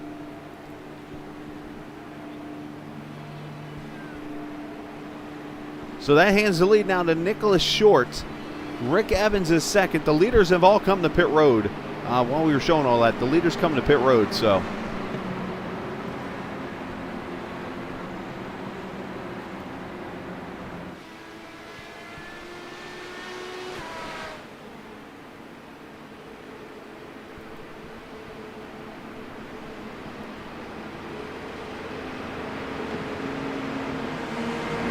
There's so many scenarios, Jeff, as you mentioned there. It looks like a block went wrong. It could easily have been a block went wrong. It could easily be miscommunication. That's why I'm not going to sit here and say that was unintentional, that was intentional, whatever. I'm not going to say that kind of thing.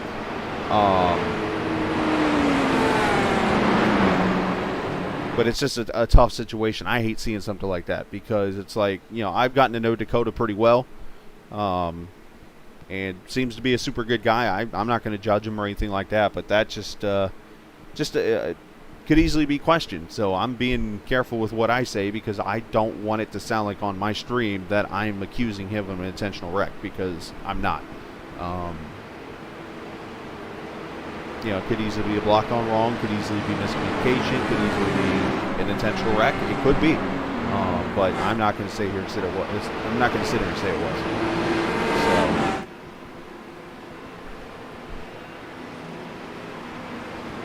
But we will carry on here with a green flag with 25 laps to go, and what has been a I'm trying to think of a good way to put this. A very twisted race. There we go. There's a good way to put it. A race that has gone all types of spinning around. Nicholas Short leads Rick Evans, Justin Miller, Julian Altena, Alex Van de St. your top five. Eric O'Connor is a lap down in the 15th position. So right now, the points would switch, and Caleb Bensey will lead by 13 points if this race ends right now.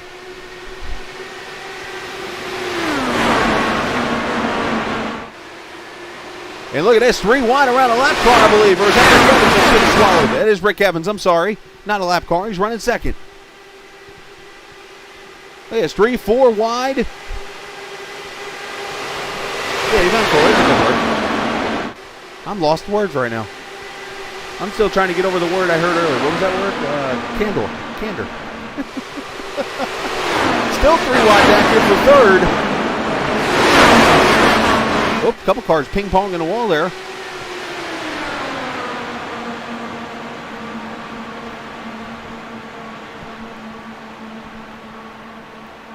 Oh, poor Chris might be putting fires out right now. 3 wide on the ultimate high side. Julian Altena. He made that pass from Hershey.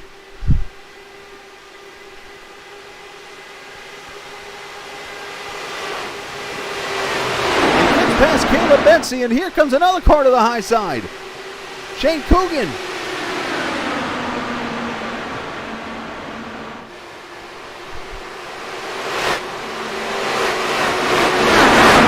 Julian's trying to steal this race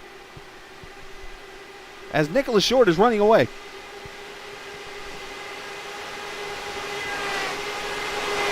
Everybody should be able to make it now on fuel.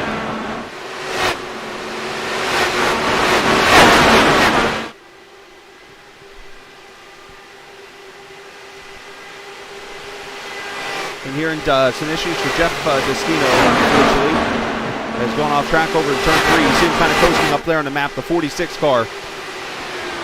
is off the pace over here in the warm-up lane. And there go the leaders going by.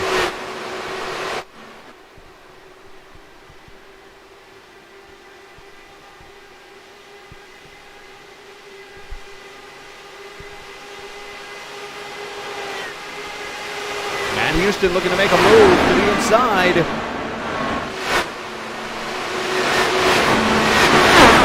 Hey, that's my job on the puns here, buddy.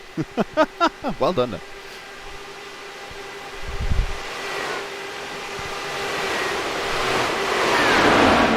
Drift, you need to warn him on the puns. That's my territory. In the nick of time, you got that one in, buddy. And look at this. The comeback, another comeback. Vilna Wallen up here whaling the fourth position. He was a lap down a little bit ago and he's looking for third now. His first career start. He's looking to win this race.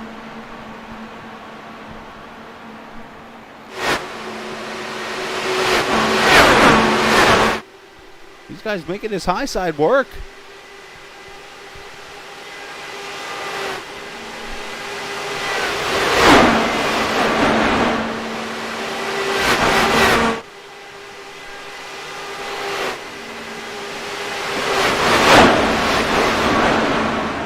Into turn 3. Watch out for that outside wall there. You see the one, Caleb Bensey, the champion from last season. He is just trying to survive. Caleb might be the one driver, knock on wood, I'm knocking right now, Caleb, for your sake, that has not been involved in anything tonight. As he loses a position again. I wonder if Caleb's saving fuel. Caleb pitted at lap 72, we should have plenty of fuel. That's 28 laps.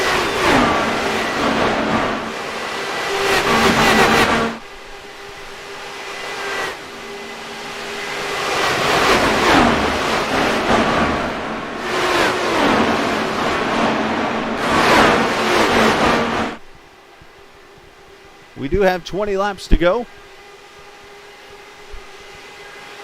And should mention again, this race, the NSRP Motorsports 250 here at Pocono. You can check out NSRP Motorsports on Facebook and get all the information down below.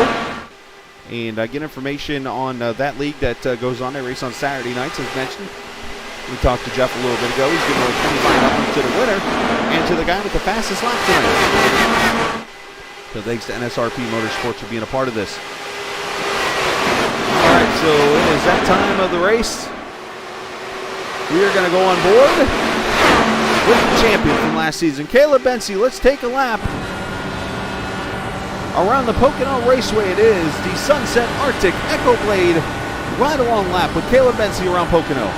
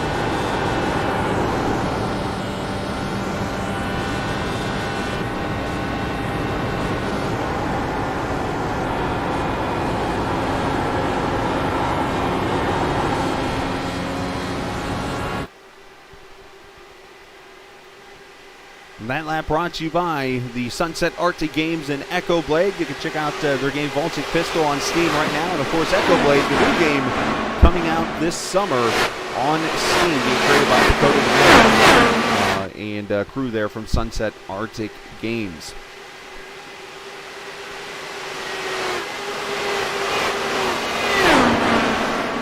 "17 laps to go." You saw Whalen make the pass on Julian Altena for the third position. Nicholas Short, who's trying to steal this race away.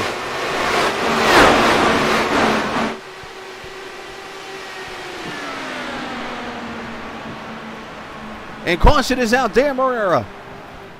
He is wrecked over in turn 2.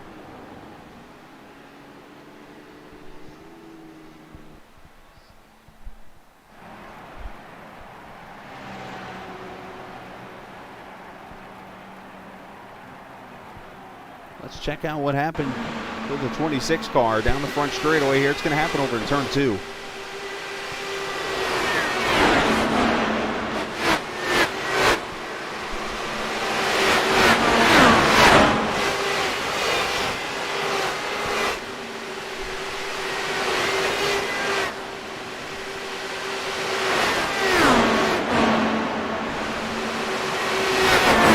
See Dan clobbers the outside wall and then gets the inside wall.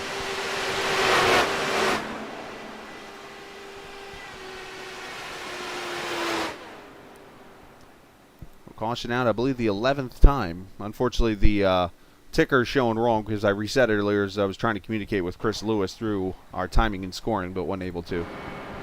So I think it might be extra 10th caution. I think it's 3 behind.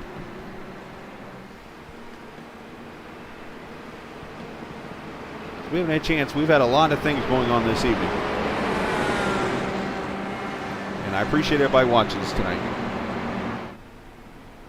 But let's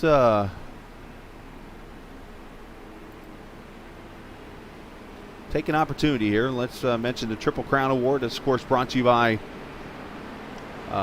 Captain TV, TI Racing, and Grublets on Ice. We ran earlier this season, Auto Club Speedway. Justin Miller won that race. Then we went to Indianapolis. And that race won by Matt Houston. And then here we have Nick Short leading at Pocono Raceway in the 3rd of the Triple Crown events. Let's take a look at the drivers' point standings right now. As you see, this is how they started the race tonight.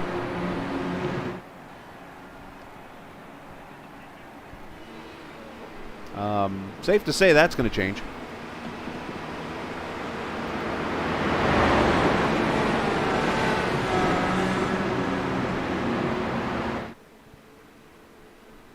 But I do want to mention down at the bottom in the info page, you can check out the Grublets on Ice, their YouTube page. If you've never heard of them, they basically do what we do on iRacing, except on, I believe it's NHL 21 they're playing on now. But they create a team called Grublets on Ice, and they go playing, and they play video game style on a team against other teams. Really cool deal there. So they sponsored the series. So you can check out the Grublets on Ice and their information down there at the bottom of the page. As I mentioned, the LMCgear.com broadcast booth, that's where I'm at right now, a.k.a. my spare bedroom. You can go to LMCgear.com, check out motorcycle and camping gear there. Just trying to make sure I get all the sponsors out of the way here. I want to make sure everybody gets their fair share tonight, as we appreciate everybody being a part of this. As I mentioned, the NSRP Motorsports 250 here at the Pocono Raceway. So much going on here, from wrecking to points battling to all this different stuff. My head is spinning right now after all of this.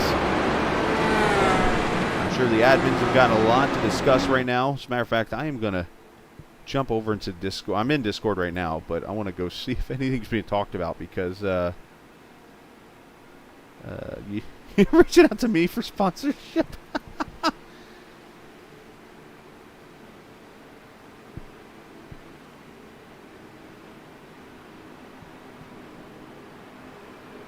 Now, that's not funny. That's not. How about the Captain 250? That works.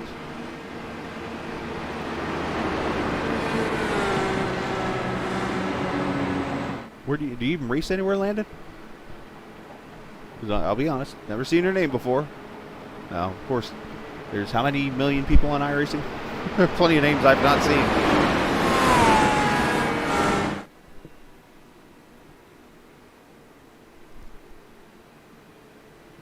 All right, so we're viewing this caution. The first car on tires is going to be Rick Evans in the 12th position. He's got the newest tires. Nicholas Short pitted back at lap 62. So he is looking to go the final 38 laps on a tank of fuel, which you saw people earlier go 40 to 41, so it's possible.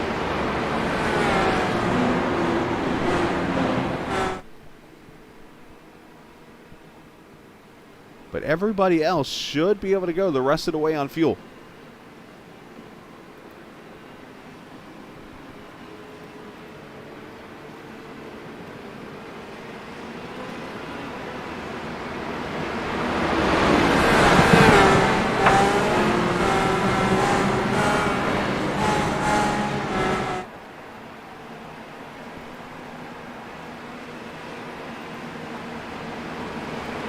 Pace car going to pull off. Goes short, looking to win here at the Pocono Raceway. Barney the flag man going to wave the green flag, and here we go.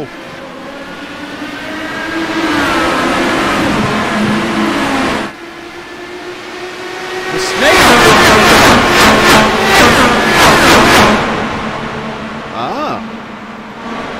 Something tells me we'll be working together in the near future too. And Justin Miller's jumped to the front. And here comes Short back for the lead. Lewis is in a mood to talk right now.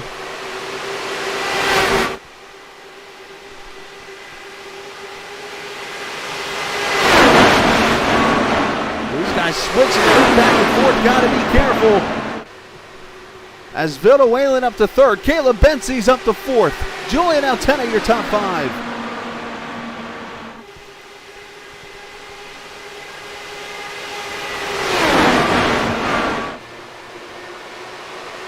So Whalen takes second, and now he's going for the lead. His first career start.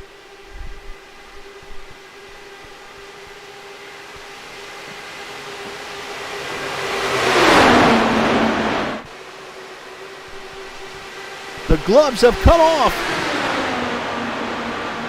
And Caleb's got to be careful here. As Caleb slides up the track, pushes Julian wide and into the wall. Oh, and they almost make contact.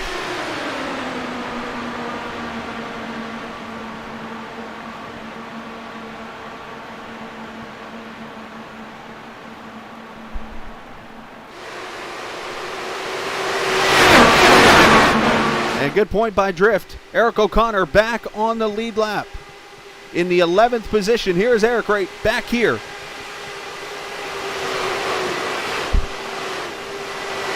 As Matt Houston and Gavin Sanders run side by side.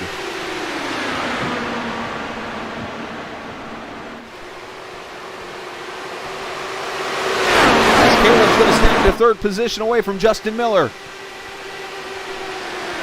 10 laps to go at Pocono. In what has been a very long night.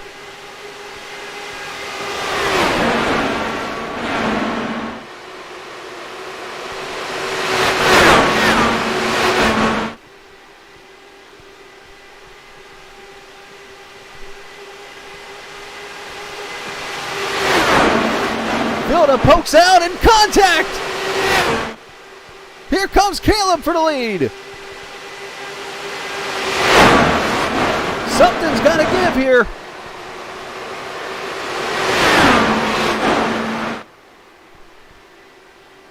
And some smoke out of a car back there.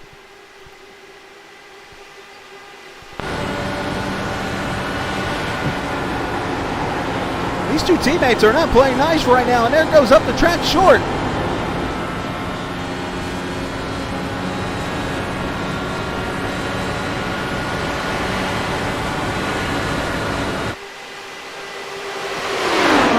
And Caleb Bensey to the front. And Short's in the wall. And one car, oh, Julian Altena's wrecked off too. And another car's wrecked. I think that's Rick Evans.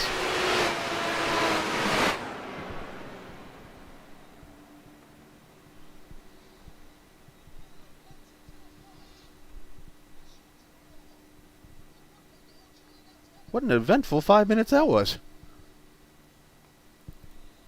A caution out with 8 laps to go.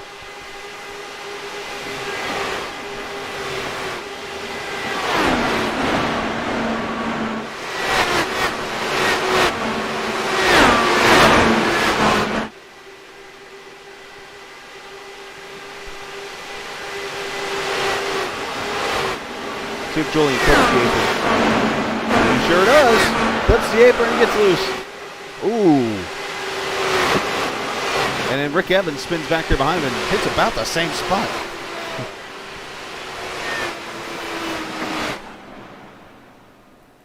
So once again, the caution is out. Now, I might get in trouble for saying this. And I'm going to put it out there, and I'm pretty sure all the TI Racing guys are going to be yelling at me after this race. And I think I'm okay with this.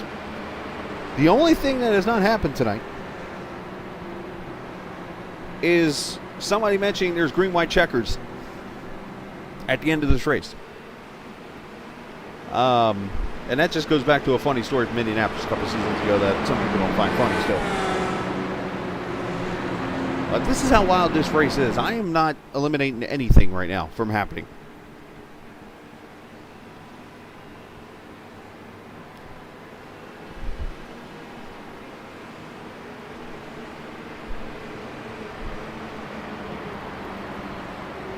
All right, so the one thing I haven't done on my end tonight that I'm going to do right now is I'm going to talk to a driver during the race.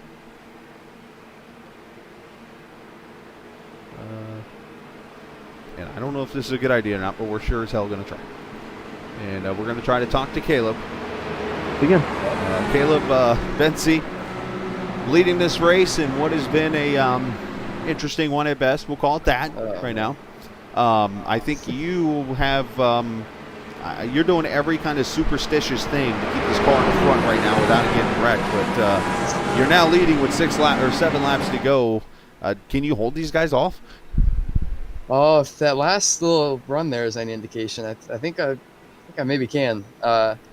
Wouldn't have thought that a little bit ago, but last run I tried some new roll bar settings and it seemed to pay off pretty well. And I was able to capitalize on a few mistakes. So I don't know. Caution's definitely not what I wanted. Want to keep everyone kind of strung out and not let people get big runs, but just have to deal with it and see what happens. I mean, this race has honestly been kind of dumb up to this point. So I mean, I wouldn't be surprised. We're in the dog. So. I think you put that. I think you put that in a nice way. Calling it dumb. Nothing wrong with that. So you fell back to 5th there, just a few laps back. Was that just ill handling, or was that just more you being patient and just letting this race kind of come to you?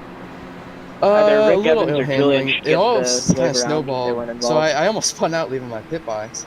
So I lost 2 spots there, and I tried to make a move. I got past Alex, trying to make a move on Julian, and I really lost the front end on it. So because of that, I lost a spot to Vilda, and Shane got a run on me. So that kind of hurt all my momentum, and then couldn't really get it back. But that restart allowed everyone to group it back up and get a few more runs, which unfortunately might come back to bite me here, but we'll see. Well, you're going to get the restart with 5 laps to go here, and we wish you nothing but the best here around this old tricky triangle. I appreciate it. Thank you. Absolutely. Caleb Hensey, the champion from last season, looking to get back here to victory lane, and what has been a pretty wild race when it is all over with. And he had an interesting way of calling it. Stupid. Take that however you want.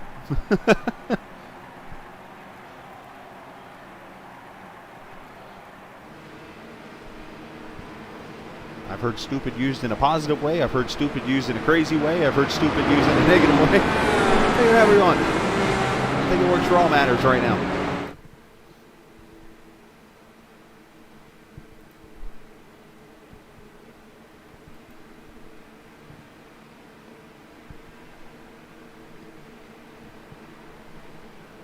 So we have, 13 cars on the lead lap, if I'm seeing this correctly?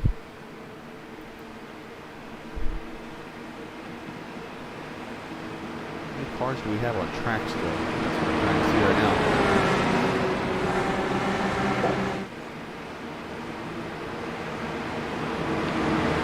I'm seeing 15 still on the track. And Gary Godso running in 11th right now. Just checking on Gary here, my broadcast partner. You'll hear him in the booth next week with me, and you'll see why he makes me look so smarter.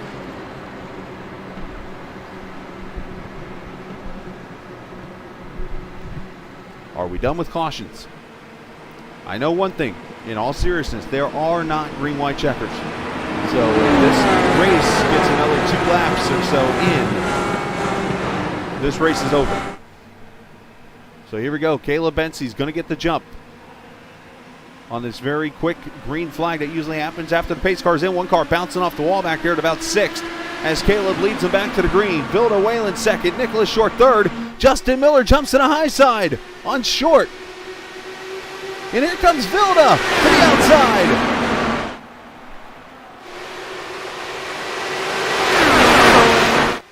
The snake has begun.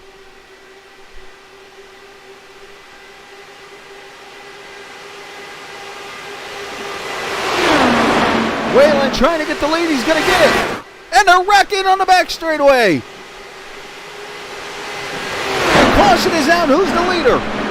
Matt Houston's one of the cars involved.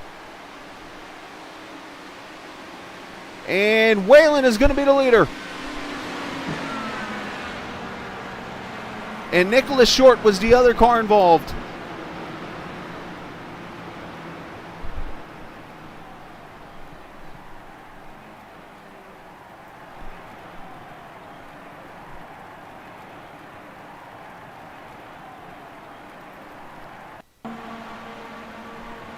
Let's see what happens here.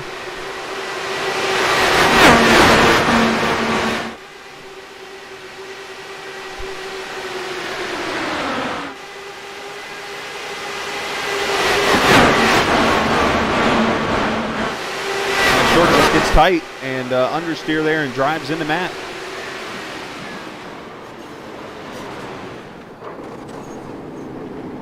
And we had a third car hit the wall there. Didn't see who that was. It was a blue car.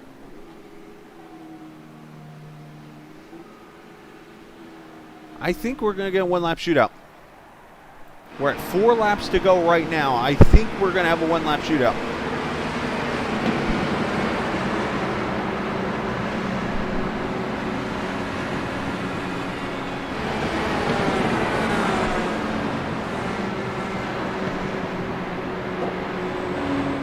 I honestly do not know what to say right now. I feel terrible for the drivers in the league and stuff. And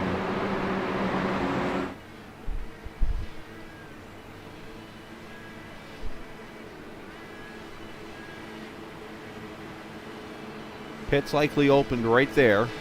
If they can get the wave around, no pun intended, then we should see 1 to go next time by. If the lights do not go out, this race is over.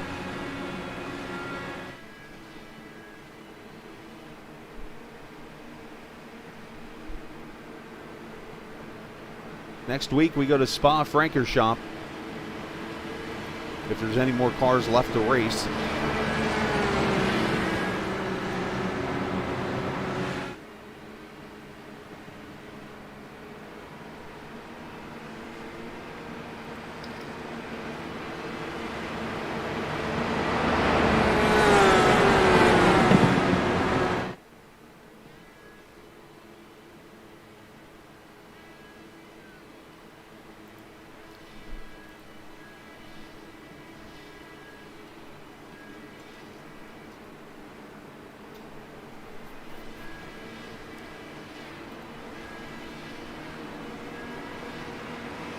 So Whalen, who's made his first start tonight in this series, running up P1, started 11th.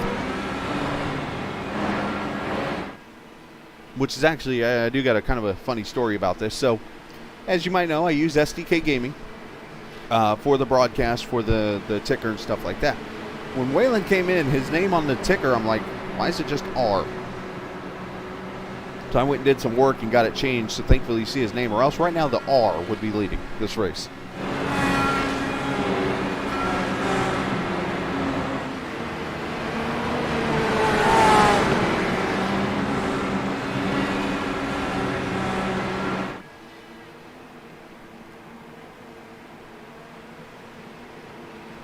All right, so if the lights go off right here, we have a one-lap shootout. If they do not go out, the race is over. I think they're going to go out. Pace car lights are out. We will have a one-lap shootout at Pocono. All right, so all the action you've seen tonight, this is about to get intense, even more.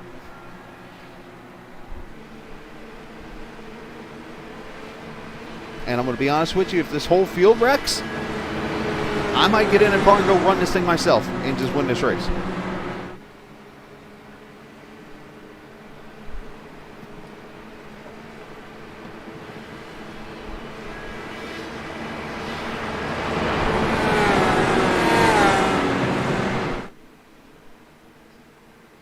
So we have 10 cars on the lead lap.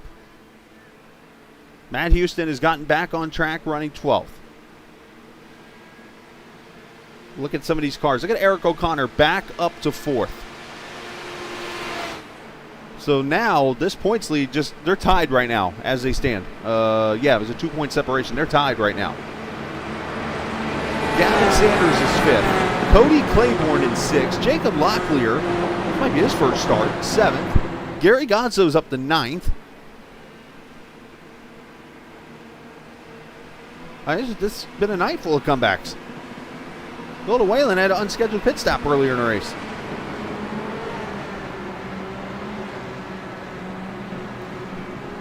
All right, here we go.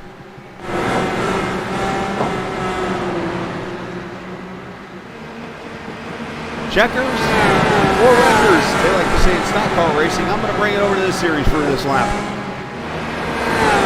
Some owners would say, just bring on the checker flag or the steering wheel. Here we go. They're checking up back there. Green flag's out. Miller with a good start up. Bensy throws a little bit of a defensive move. Whalen down to the bottom. They're going to go 3 wide. Here comes O'Connor to second.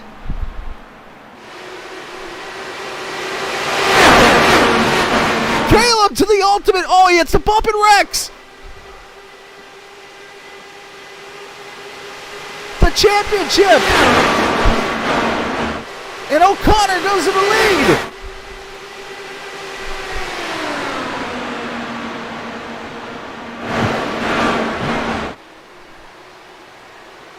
The comeback of all comebacks. Eric O'Connor has won the Pocono 250.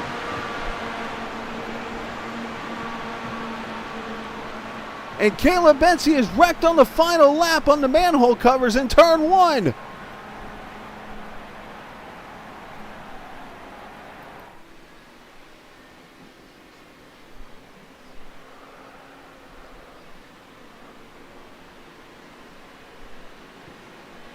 So Eric O'Connor has gone from 4th to 1st in the final lap. Wins the race. Caleb goes to the bottom. I don't know if he got loose, but hits a manhole cover down there and it porpoises his car into the inside wall. And he's going to finish unofficially 13th in this race. That might have just handed Eric O'Connor the championship.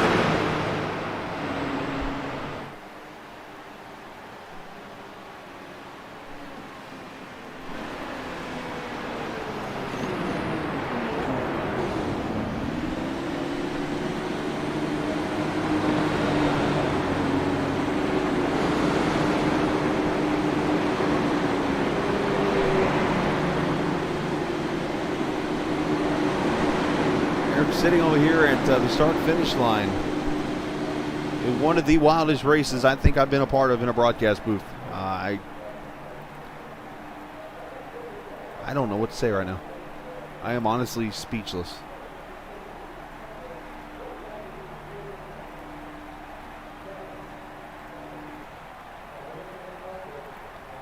We'll roll the ticker across the top of the screen of the unofficial results here of the Pocono 250 presented by NSRP. Eric O'Connor wins it by 9/100ths of a second.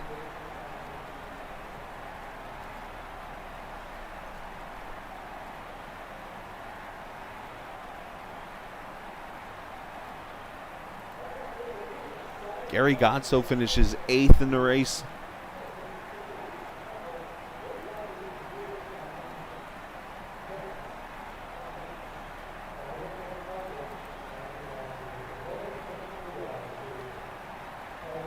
We'll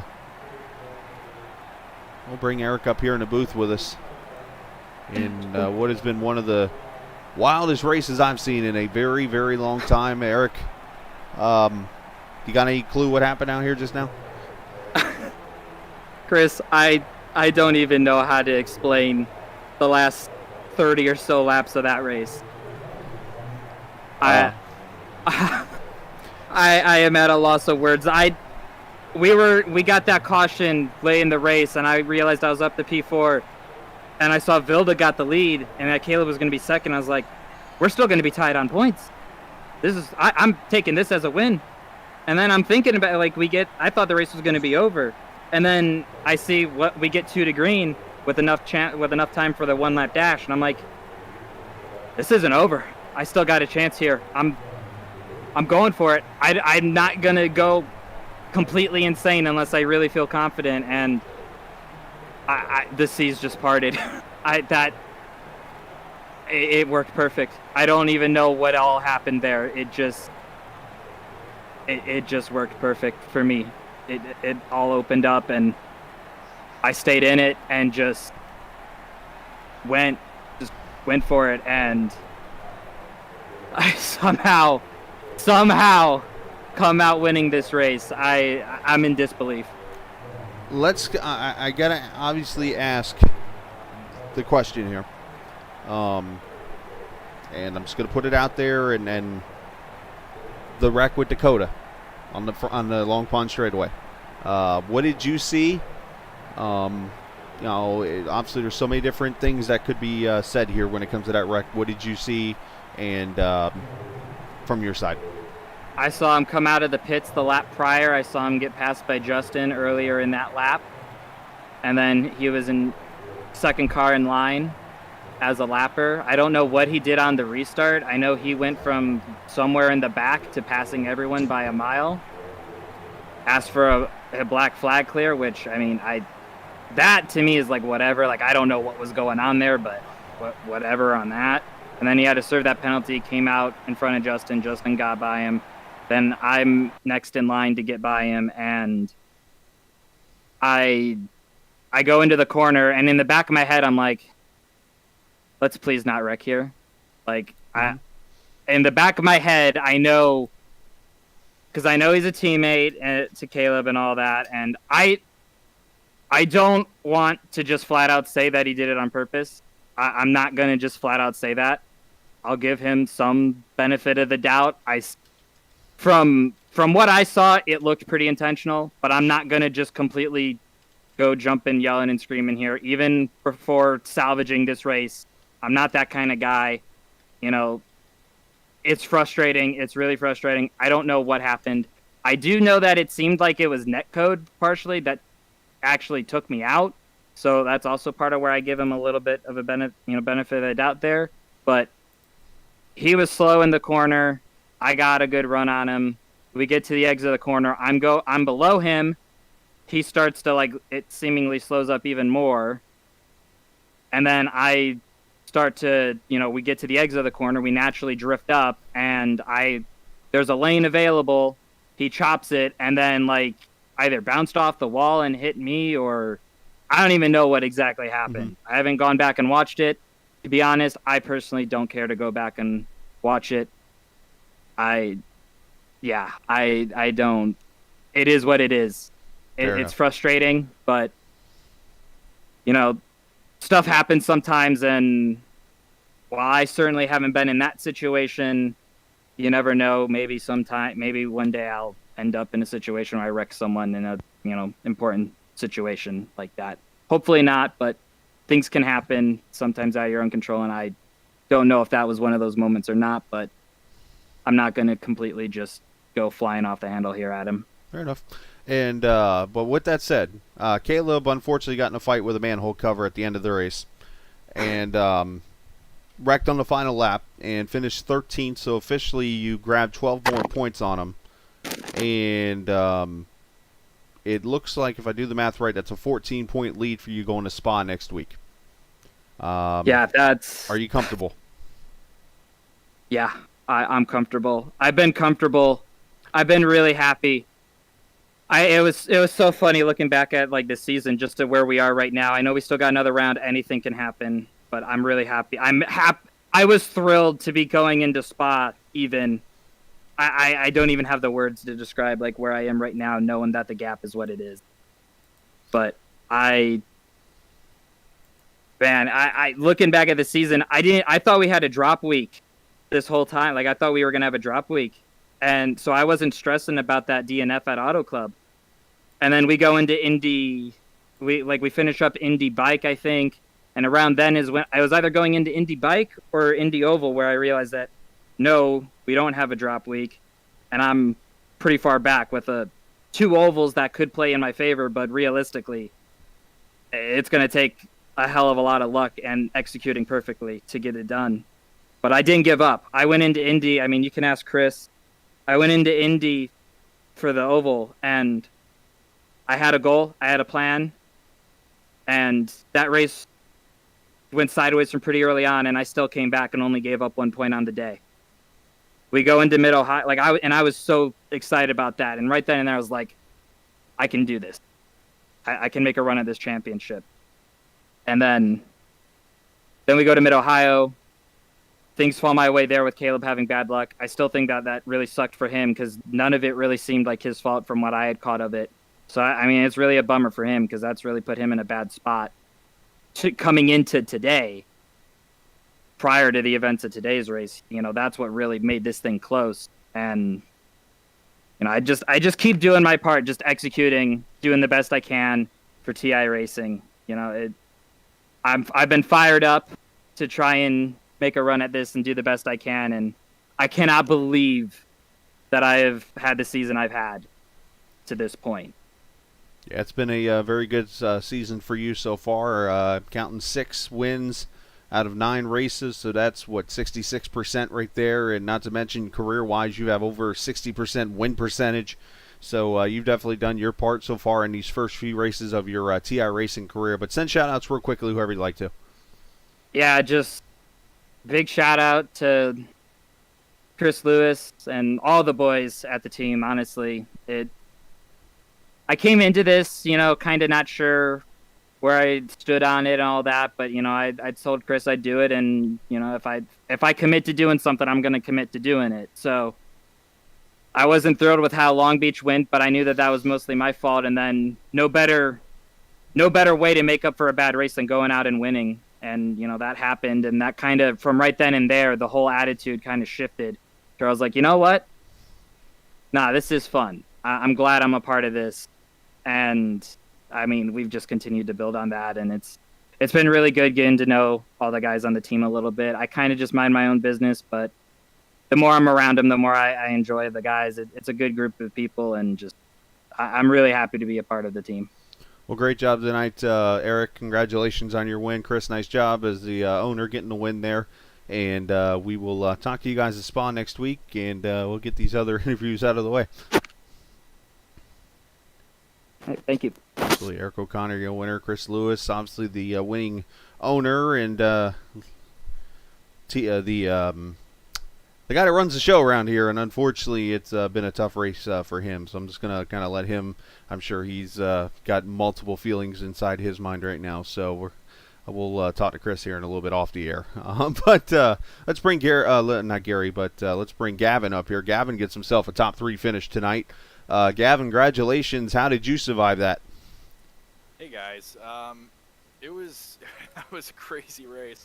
I honestly don't know. It was more major attrition and pitting at the right times to kind of get away from like cautions breed cautions. So getting away from the front or the mid or wherever it kind of seemed sketchy, I think was the proper strategy.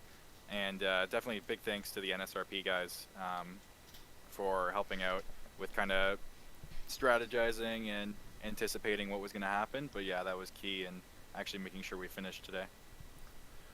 Well, talk about your strategy a little bit, because you mentioned obviously just being patient out there. You kept it clean, and you brought that NSRP team up there and got a podium finish for you. But did you have to change your strategy at all, obviously with all the cautions and things like that, or was it pretty straightforward for you guys? I pitted.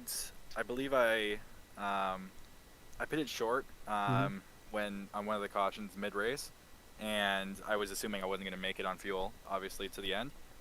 But that ended up playing into my favor anyways, as I was just able to squeak in with the leaders when everybody made their last pit stop, which kind of let me maintain and get back up to the front, and it let me kind of hang back and get away from all the incidents that came throughout that stint.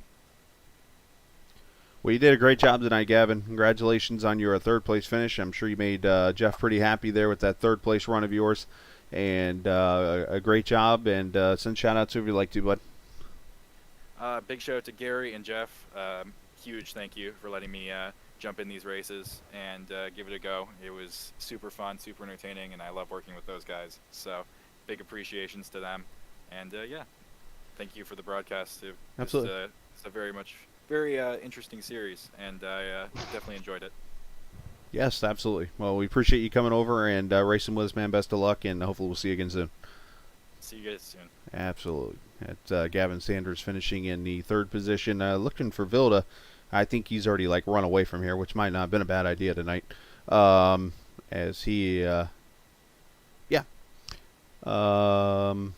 here's Chris having issues with moving people again, as he moved himself, actually.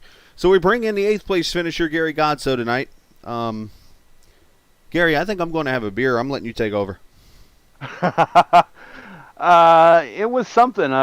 You guys, I'm sure, had your hands full while trying to broadcast this with just action going all over the place. It was not good for me right off the bat. That lap 3 incident. Sometimes when you start in the back, you avoid the trouble, and then sometimes the trouble finds you. That got me. I was having, another teammate of mine was having really bad frame rate issues with our VR headsets in turn 3 for whatever reason. When you have that many cars with the sun and everything in turn 3, just really were killing our frame rates. And I thought I could pull over. This is me being dumb. I thought I could pull over anywhere and just go into the menu real quick and change it while we were under caution. No, that's a tow. So I ended up towing myself. So I learned the hard way, but it was early enough in the race that I was able to get my lap back, and I just basically kind of survived. And I was on a very similar fuel strategy with Gavin. At one point, I just went the fuel engine map 5 and just rode around basically in the middle of that stint, the second stint, and just kind of made up ground that way. And then, boom, the caution came out at a perfect time. All of a sudden, I'm in the top 10. That's kind of where I stayed for the rest of the race. I think a lot of the problems that you saw are you can't necessarily blame on oval-only drivers. I think a lot of the problems you saw in the race, with the exception of maybe one, and I think I know what the intent of that one was, just the execution wasn't good. I think a lot of this is the lack of experience of everybody in general on ovals, because this is primarily a road course league. If I think we had more road courses on the schedule, it probably wouldn't be much of a problem. But I heard some people say, hey, this is the same problem we had at Indianapolis, the same problem we had at Fontana. So that kind of tells me, is it necessarily the people, or is it just necessarily we're not scheduling enough of the right tracks to have people have that practice to get those restarts better? But it was hectic in the back in the restarts. You had to give people in front of you room, and then pray someone didn't run you over from behind. And that's something that happened to me at one point. I got run over from behind. Unfortunately, it was by one of my teammates. I forgive him. I got in. I got my repairs. I was still able to maintain lead lap, but it was a rough race. But NSRP, despite all the misgivings people had about us fielding 4 teams and bringing in so many people, we put 4 people in the top 10. We had 2 podiums out of 2 Triple Crown races this year. So I want to thank Jeff with NSRP. I want to thank Ricky with D&D Graphics. I want to thank Midwest Fiber, Midwest Data Exchange, and Roma Collectibles for all being part of this effort, and definitely the Velocity Online Racing guys as well, who are all part of the team. I want to thank them very much for allowing me to put this effort together to run these 3 races and to try to have some fun. And that's ultimately what we were trying to have out of this today. So I don't know what the future of oval racing is going to hold here in TI. I don't think we're going to see very many of them in the future other than Indianapolis, but that's just me. We'll see. We shall see. But one thing we will do together is talk about the spicy overtake of the race, of course, brought to you by Tom Hoover's chili seasoning mix, a Happy Trails chili seasoning mix at that, and I think we have no choice but the restart there as they came to 1 lap to go. 4th place is Eric O'Connor, Caleb Bensey running 2nd, and Eric makes the moves. It starts with Justin Miller moving to the high side. Vilda goes all the way to the bottom to protect it, and Eric sees the C's kind of part, jumps to the bottom, 3 wide, makes the move here. Caleb, I'm going to see here. This will answer my question. I believe he's going to get loose in turn 1 right there, and then he hits a couple of those manhole covers, and it just sends him into the inside wall. I mean, that's one rough way to say, hey, you know, I just lost the championship. And then O'Connor with the slide job off turn 2 to the lead. And then down the short stretch. And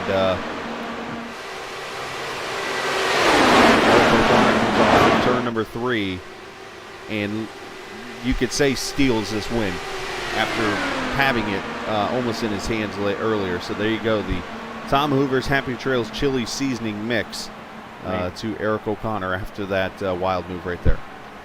The getting loose off the corners, certainly late in the run, had too much weight jacker. I think it might have been a little bit different for me late in the race for me because I think I was partially damaged. But if you had too much weight jacker and the tires started getting warm, especially on exit of 3 especially, and I think you saw a couple of them. I think it happened to Isaac. I believe it happened to Alex Van de Sant. Maybe a couple others that just made that come off a 3 and make a spin that all of a sudden dumps you into the pit road there. We saw that in the Reddit League race. We saw that in the Velocity Online Racing League race there. I even experienced it in practice, and I'm like, okay, after about 15 laps, you want to dial it back, the weight jacker a little bit there, and make sure you don't have that snap loose off. But when your tires are good and worn like they were at this point in the race, getting loose off of 1 with too much weight jacker and getting loose off of 3, and there was going to be on exit probably more than likely, that's where the issues and troubles were being had. It's probably just a little too much weight jacker. There you go. And, of course, that lap brought to you by Tom Hoover's Happy Trails Chili Seasoning Mix. You can purchase on Amazon and so much more. Make sure you get Tom Hoover's Happy Trails Chili Seasoning Mix, award-winning chili right there for you, especially for those still suffering a little bit of chilly weather there. Jeff is asking the fastest lap of the race. According to my records, the fastest lap of the race. Vilda, the new guy. Vilda, yeah. Well, even though it's actually not even showing on my screen anymore because the session's kind of shut down on my end already. Yeah, but Vilda won. I'm showing a 141.741 was the fastest lap of the race. I would hope it's not a 141. Excuse me, 41.741. Man, my eyes are gone cross. He's ready to go to Spa. I know. I'm ready to be the booth with you at Spa, but maybe have a few beverages at the villa there at the top of the hill. But 41.741 was the fast lap. I have to look and see who had the second fast lap. But Justin had a 41 lap. Eric had a 41 lap. Shane had a 41 lap. Caleb had a 41 lap. So there were some guys in the neighborhood, but no one could get to the 41.7. There you go. All right, well, we appreciate you joining us, Gary. We'll see you next week at Spa. I'm getting off because I got to go to bed. So I don't blame you. Yeah, I don't blame you. But, with that said, though, congratulations, Eric O'Connor, with the victory and perhaps the championship stamp tonight on that win. An incredible move from 4th to 1st there in the final lap of the race. And, again, appreciate Gary coming up here and joining us. All the viewers, hit that subscribe button if you haven't already. We appreciate all the racers and, of course, Chris Lewis and Jim Herrick and all the great people of TI Racing. We appreciate you allowing me to be a part of the broadcast. But I'm out. Enjoy the rest of your week. And as I always leave you with my favorite quote, this isn't just a game. And as you learned tonight, it's iRacing. See ya. Definitely iRacing. And now the wait is over. The nerves have taken their toll.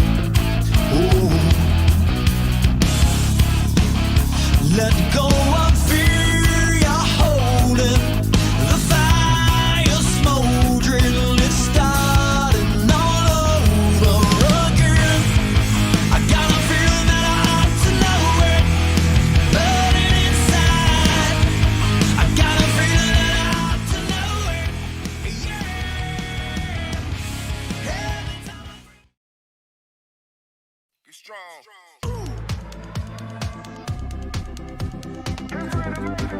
I